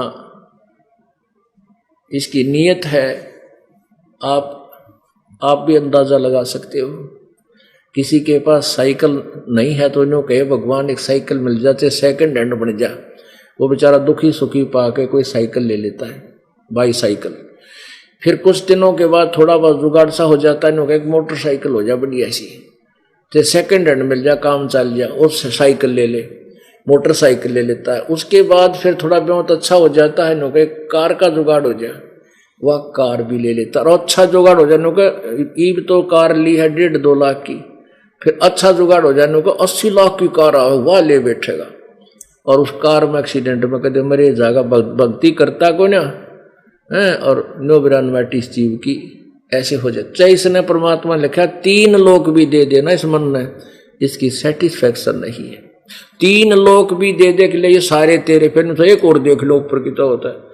अब देखो हमारे वैज्ञानिक यानी सब देख रहे हैं, कोशिश कर रहे हैं, जैसे अमेरिका साइड वाले, कि भाई ऊपर भी कोई लोग पा जा, उड़े भी जा बैठा, हम उसने भी कर लिया काबू में, और तरह के पृथ्वी पर केक कला तोड़ लिया तुम नहीं तो पहला, और ना जाने कब मृत्यु हो जाए, ना जाने या कब भूकंप आकर के या सूखा पड़ जाए, बुरा हाल हो जाए, यही बिरान माटी हो जाएगी। तो अपना जो काम करना है, हमने मोक्ष प्राप्ति करनी है, जहां सतलोक में हम जाकर सदा सुखी हो जाएंगे। ना वहां पर कोई बिजली का कनेक्शन लेना, ना गर्मी लग गए, ना कोई और व्यवस्था करनी, सारा ऑटोमेटिक काम भगवान वहां कर रहा है। हम क्यों ना वहां चले। तो क्या बता रहे हैं, कोट जन्म तू राजा की न्या मिट्टी डमन की आशा, और भिक्षुक होकर दर दर घूम लिया, आपको ये मार्ग नहीं मिला। जैसे ऐसे बहुत से भक्त साधक संत होते थे, गांव से टुकड़ा मांग ले, रोटी मिल गई बनी बनाई, 4-5 रोटी ले आए, 2 रोटी खा ली, बाकी रोटी कहते थे हमने देखी ये भक्त, हम ये संत बताया करते जो जंगलों में या कहीं रहते थे, वो बताया करते कि एक ऐसा भक्त संत था, गांव में से रोटी मांग लाता था और वहाँ 2 रोटी खा ली, 4 खाई, जैसी खाई शेष को कपड़े में बांध कर और वृक्ष की टहनी का बांध देता था, वह सूख जाती थी। शाम में नहीं खाता था तो सुबह फिर उसी को पानी में भिगोकर खा लेता था। एक दिन मांगने नहीं जाता था, यानी शाम को नहीं मांगने जाता था। अब परमात्मा कहते हैं तो भिक्षुक होकर दर दर घूम लिया। भिक्षुक एक पंथ है, भिक्षा का आहार लेकर के खाते हैं, थोड़ा जितना मिल गया उतना ही, और फिर भी कहते हैं तुझे ये मोक्ष मार्ग नहीं मिला। फिर क्या बताते हैं, इंद्र कुबेर ईश की पदवी, ब्रह्मा वरुण धर्मराया, विष्णुनाथ के लोक को जाके तू फिर भी उल्टा आया, यानी फिर भी जन्म मृत्यु। इंद्र, ओहो, देवताओं का राजा इंद्र भी तू बन लिया। एक बहुत लंबा इतिहास है, लेकिन समय का अभाव है, आपको संक्षिप्त में आपको इस का जो है ना सरलार्थ सुनाएंगे। इंद्र स्वर्ग का राजा है। इंद्र कुबेर वहां धन का देवता है, जिसके आगे सारे हीरे पन्ने लाल उसी के अंतर्गत आते। इंद्र कुबेर ईश, ये ब्रह्मा विष्णु महेश जी की भी साधनाएं तूने, ब्रह्मा विष्णु महेश की पदवी भी तूने प्राप्त हो ली, क्योंकि एक ब्रह्मा की मृत्यु 100 वर्ष में हो जाती है, इसका वर्ष बहुत लंबा चौड़ा है, और 7 ब्रह्मा की मृत्यु के बाद एक विष्णु की मृत्यु, 7 विष्णु की मृत्यु के बाद एक शिव की मृत्यु। तो ऐसे कहते तो ब्रह्मा विष्णु शिव इन भगवान जो यहाँ के भगवान है त्रिलोकीय, इनकी पदवी, ईश माने मालिक स्वामी प्रभु की पदवी भी प्राप्त कर चुका है। इंद्र कुबेर ईश की पदवी, ब्रह्मा वरुण धर्मराया, वरुण जल का देवता, धर्मराज जो यहाँ इसने एक न्यायाधीश बना रखा है अपना काल ने, और कहते हैं विष्णुनाथ के लोक को जाकर फिर भी उल्टा आया। ये वैष्णव उपासक कहते हैं सबसे अच्छा लोक विष्णु जी का है। कहते विष्णु लोक में भी अपने पुण्यों से गया, पुण्य अक्षीण होते तो फिर ये 84 लाख योनियों आया, फिर भी उल्टा आया। कहते असंग जन्म तन मृत्या हो गए, जीवित क्यों नाम रह रे, और 12 मध्य महल मठ बोरे बहुर ना दे धरे रे। असंग जन्म तूने मृत्या हो गई। पुण्यात्माओं, जैसे जीवित मरना किसे कहते हैं कि जैसे एक व्यक्ति किसी विशेष कामवश गया, देर होगी, वापस आना अनिवार्य था, नाइट सर्विस यानी रात्रि की बस सेवा से आ रहा था और जल्दी का मारा कि सुबह लेट हो जाऊंगा, वहां फिर ऐसे करके वहां जाऊंगा, रास्ते में एक्सीडेंट होकर उसी में दुर्घटनाग्रस्त होकर के मृत्यु को प्राप्त हो गया। बता के साथ गया, मर गया, फॉरएवर खत्म, ना वो बच्चा मिल सके, ना वो काम कर सके जो उसने पेंडिंग छोड़ रखा था। तो परमात्मा कहते हैं कि तुम 1 महीने में 1-2 दिन जीवित मर के देख लो। अब जैसे आपने मान लिया कि हम मर गए भाई, 40 आश्रम में चलते हम मर लिए, सोच लिया आज तक हम 3 दिन मर के उल्टे तो चले जावांगे अपने घर के बिगड़े हुए काम ने फिर संगवा लेंगे, तो को पेंडिंग पावेगा उसने फिर कर लेंगे जाके, और परमानेंट मर गए फिर वो भी तो काम बन जाएगा। जब मालिक की शरण ना रही थे फिर क्या करेंगे जाके, सदा के लिए गए वहां से जिसके लिए भाई बाजले टाइम ना मिला है, विपका नहीं आ सके सत्संग में। तो यो जीवित मरना पड़ेगा, अपने सीखना पड़ेगा जीवित मर के। तो इस प्रकार कहते हैं असंख्य जन्म तना मृत्या हो गई, जीवित क्यों ना मरे रे। जीवित मरना यह है कि मान लीजिए घर का कोई उपदेशी नहीं है और आप सत्संग में आगे, फिर वो बूंदा भी बोल पड़े, छो में भी आवे, गुस्सा भी हो जा, लड़ाई भी कर ले, अपना न सोच ले मर गया तू। अब मरा हुआ शव किसके साथ लड़ाई उठ के, चाहे उसने कोई गड़ो, चाहे उसने फूको, चाहे लात मारो, तो ऐसे बन जाओ थोड़े से दिन, फिर देखो कैसे होगा। फिर दूसरा मृत्यु ये है कि जीवित मरना है कि मन चाव है घुट्टी ला लूं, थोड़ी सी एक छुट्टी ला लूं, रिया नाम बिगाड़ देगी, फिर घुट्टी छुट्टी, इसी ने तो हमारा सारा नाश कर रखा है, भक्ति बिगाड़ कर 84 लाख योनियों में डाल देता है। तो इससे भी जीवित मरना होगा कि नहीं प्राप्त करनी चाहिए। कितने बकवाद कराइए, मन चाहता है रागनी सुन लो, फिल्म देख लो, नहीं देखना, ये जीवित मरना है, इससे मन हटा लेना, जीवित मरना है। इस जीव चठोरी ने जो ना अपनी न डांटे, अटपटी चटपटी चीजें नहीं खावा जो कि हानिकारक हो जाए। तो इस प्रकार जीवित मरना होता है। और 12 मद मैल मठ बोरे बहुर ना दे धरे। अभी तक हमें 10वें द्वार के बारे में जानकारी दी गई थी, सभी कहा थे 10वें द्वार पर पार हो गया, नहीं, वो 12वां द्वार है। 12वां द्वार के अंदर वो स्थान है जहां जाने के बाद फिर मोक्ष, फिर जन्म मृत्यु कभी नहीं होती। कहते हैं दोजिक भ्रष्ट सभी ते देखे, जैसे महावीर जैन जी के आपने इतिहास देखा, स्वर्ग गया, फिर वापस आया और फिर नरक में गया, फिर स्वर्ग गया, फिर नरक गया, फिर अन्य योनियों की प्राणी की योनियों का। तो कहते हैं दोजिक कहते हैं स्वर्ग नरक को, और भ्रष्ट कहते हैं स्वर्ग को। दोजिक भ्रष्ट सभी ते देखे राजपाट के रसिया, और 3 लोक से तरपत नाही ये मन भोगी खसिया।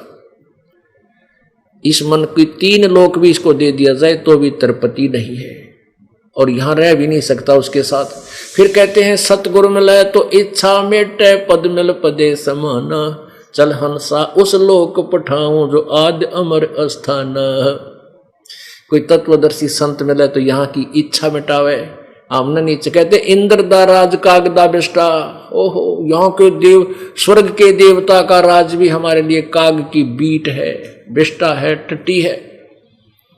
यदि आपने मोक्ष चाहिए और तुम यहाँ एक गांव का सरपंच बनने के लिए और कमर कस लेते हो, कोई एमएलए बनने की ड्यूटी के लिए कह दे तो कहना है कि भूल कर भी इस बीमारी में पैर मत दे दियो, भूल कर भी मत दे दियो। अगर तुमने परमात्मा चाहिए, इसे गुंडे झंझटते पीछा छुटवाना है। कहते सतगुरु मिले तो इच्छा मिटे, पद मिल पदे समाना। पद, पद के यहाँ दो अर्थ है। एक तो पद्धति, वे ऑफ वर्शिप, यथार्थ भक्ति विधि को प्राप्त करके उस परम पद पर में, उस परमेश्वर के उस परम पद यानी उस पोस्ट को प्राप्त करेंगे जहां जाकर फिर कभी मृत्यु नहीं होगी। देव पद को नहीं लेंगे हम तो उस हंस पद को लेंगे जो सतलोक में हमें प्राप्त होगा।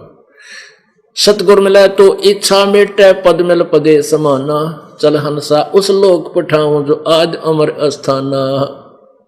कहते हैं उस सनातन शाश्वत स्थान में भेज दूंगा, जो गीता जी अध्याय नंबर 18 के श्लोक नंबर 62 में कहा है कि अर्जुन तू सर्वभाव से उस परमेश्वर की शरण में जा, उसकी कृपा से तू परम शांति और शाश्वत स्थान यानी सत्यलोक, सदा रहने वाले उस लोक में भेज दूंगा। आदि अमर, सदा से जो अमर है, कभी नाश में नहीं आता, उस लोक में चल हंसा उस लोक पठाऊं, जो गीता जी के अध्याय नंबर 18 के श्लोक 62 में कहा है, जो आज अमर अस्थाना।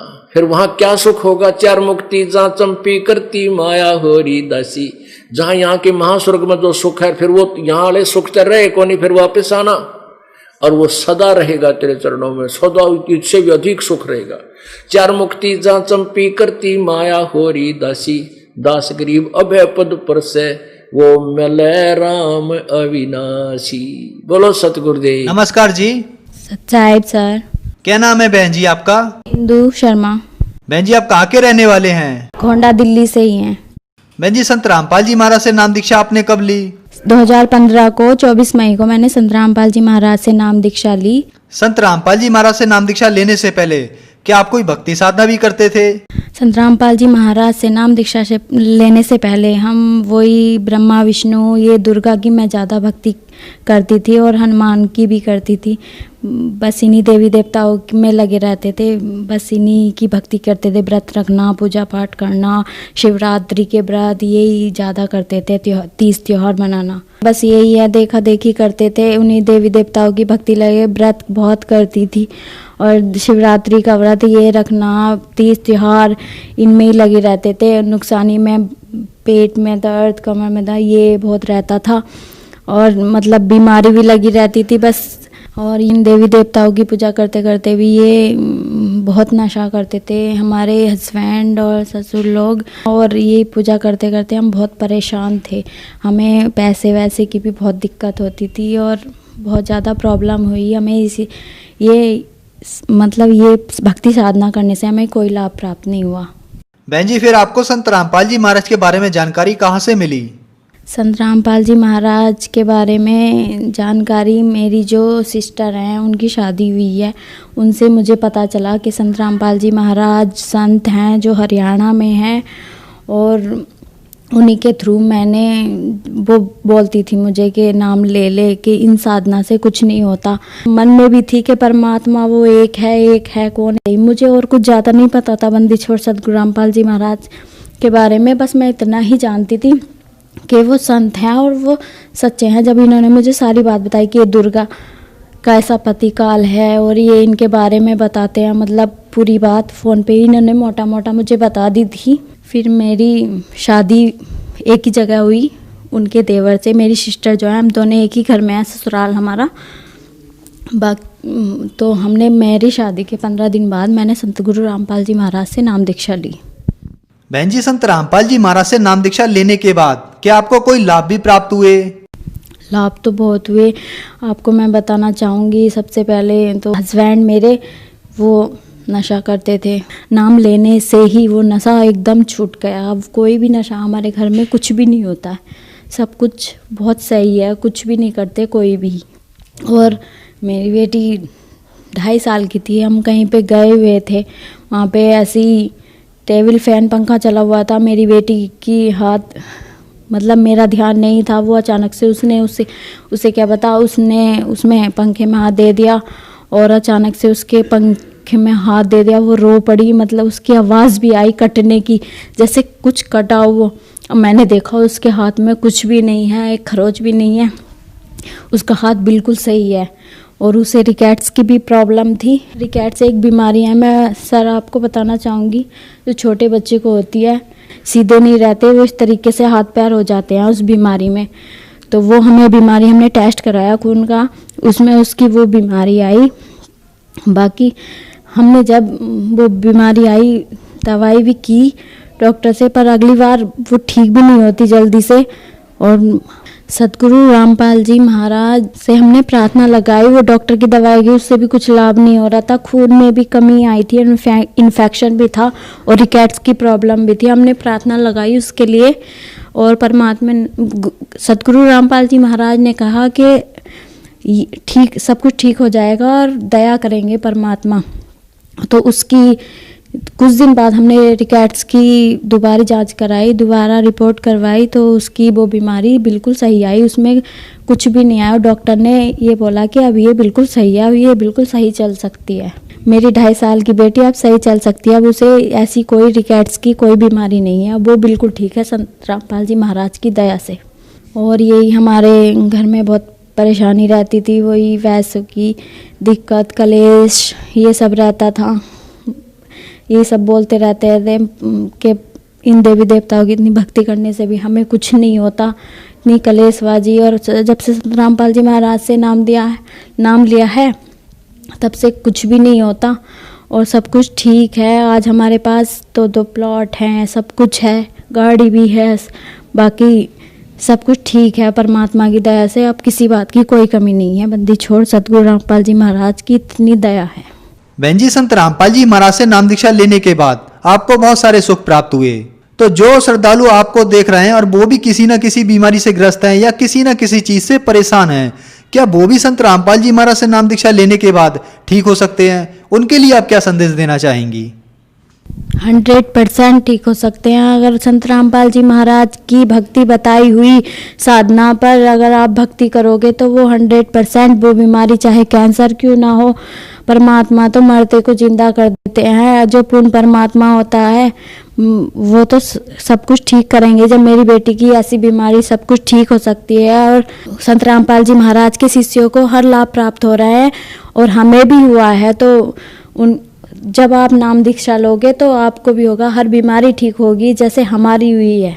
जैसे संत रामपाल जी महाराज ने हम पर दया किया, ऐसे पूर्ण परमात्मा की भक्ति संत रामपाल जी महाराज की बताए हुए साधना पर अगर साधना करोगे तो सब कुछ ठीक होगा। बहन जी, संत रामपाल जी महाराज से नाम दीक्षा कैसे ले सकते हैं? आजकल विभिन्न चैनलों पे सत्संग आते हैं संत रामपाल जी महाराज के। ऑनलाइन आप किसी भी बुक को डाउनलोड करके मंगवा सकते हो, फ्री मिलती है किसी भी भगत से। और जगह जगह पे सत्संग हो रहा है, नामदान केंद्र भी खुले हुए हैं, कहीं पे भी जाके आप नाम दीक्षा ले सकते हो। हर जगह सेवा उपलब्ध है संत रामपाल जी महाराज की दी हुई। धन्यवाद बहन जी। सच्चाई। बोलो सतगुरुदेव की जय हो।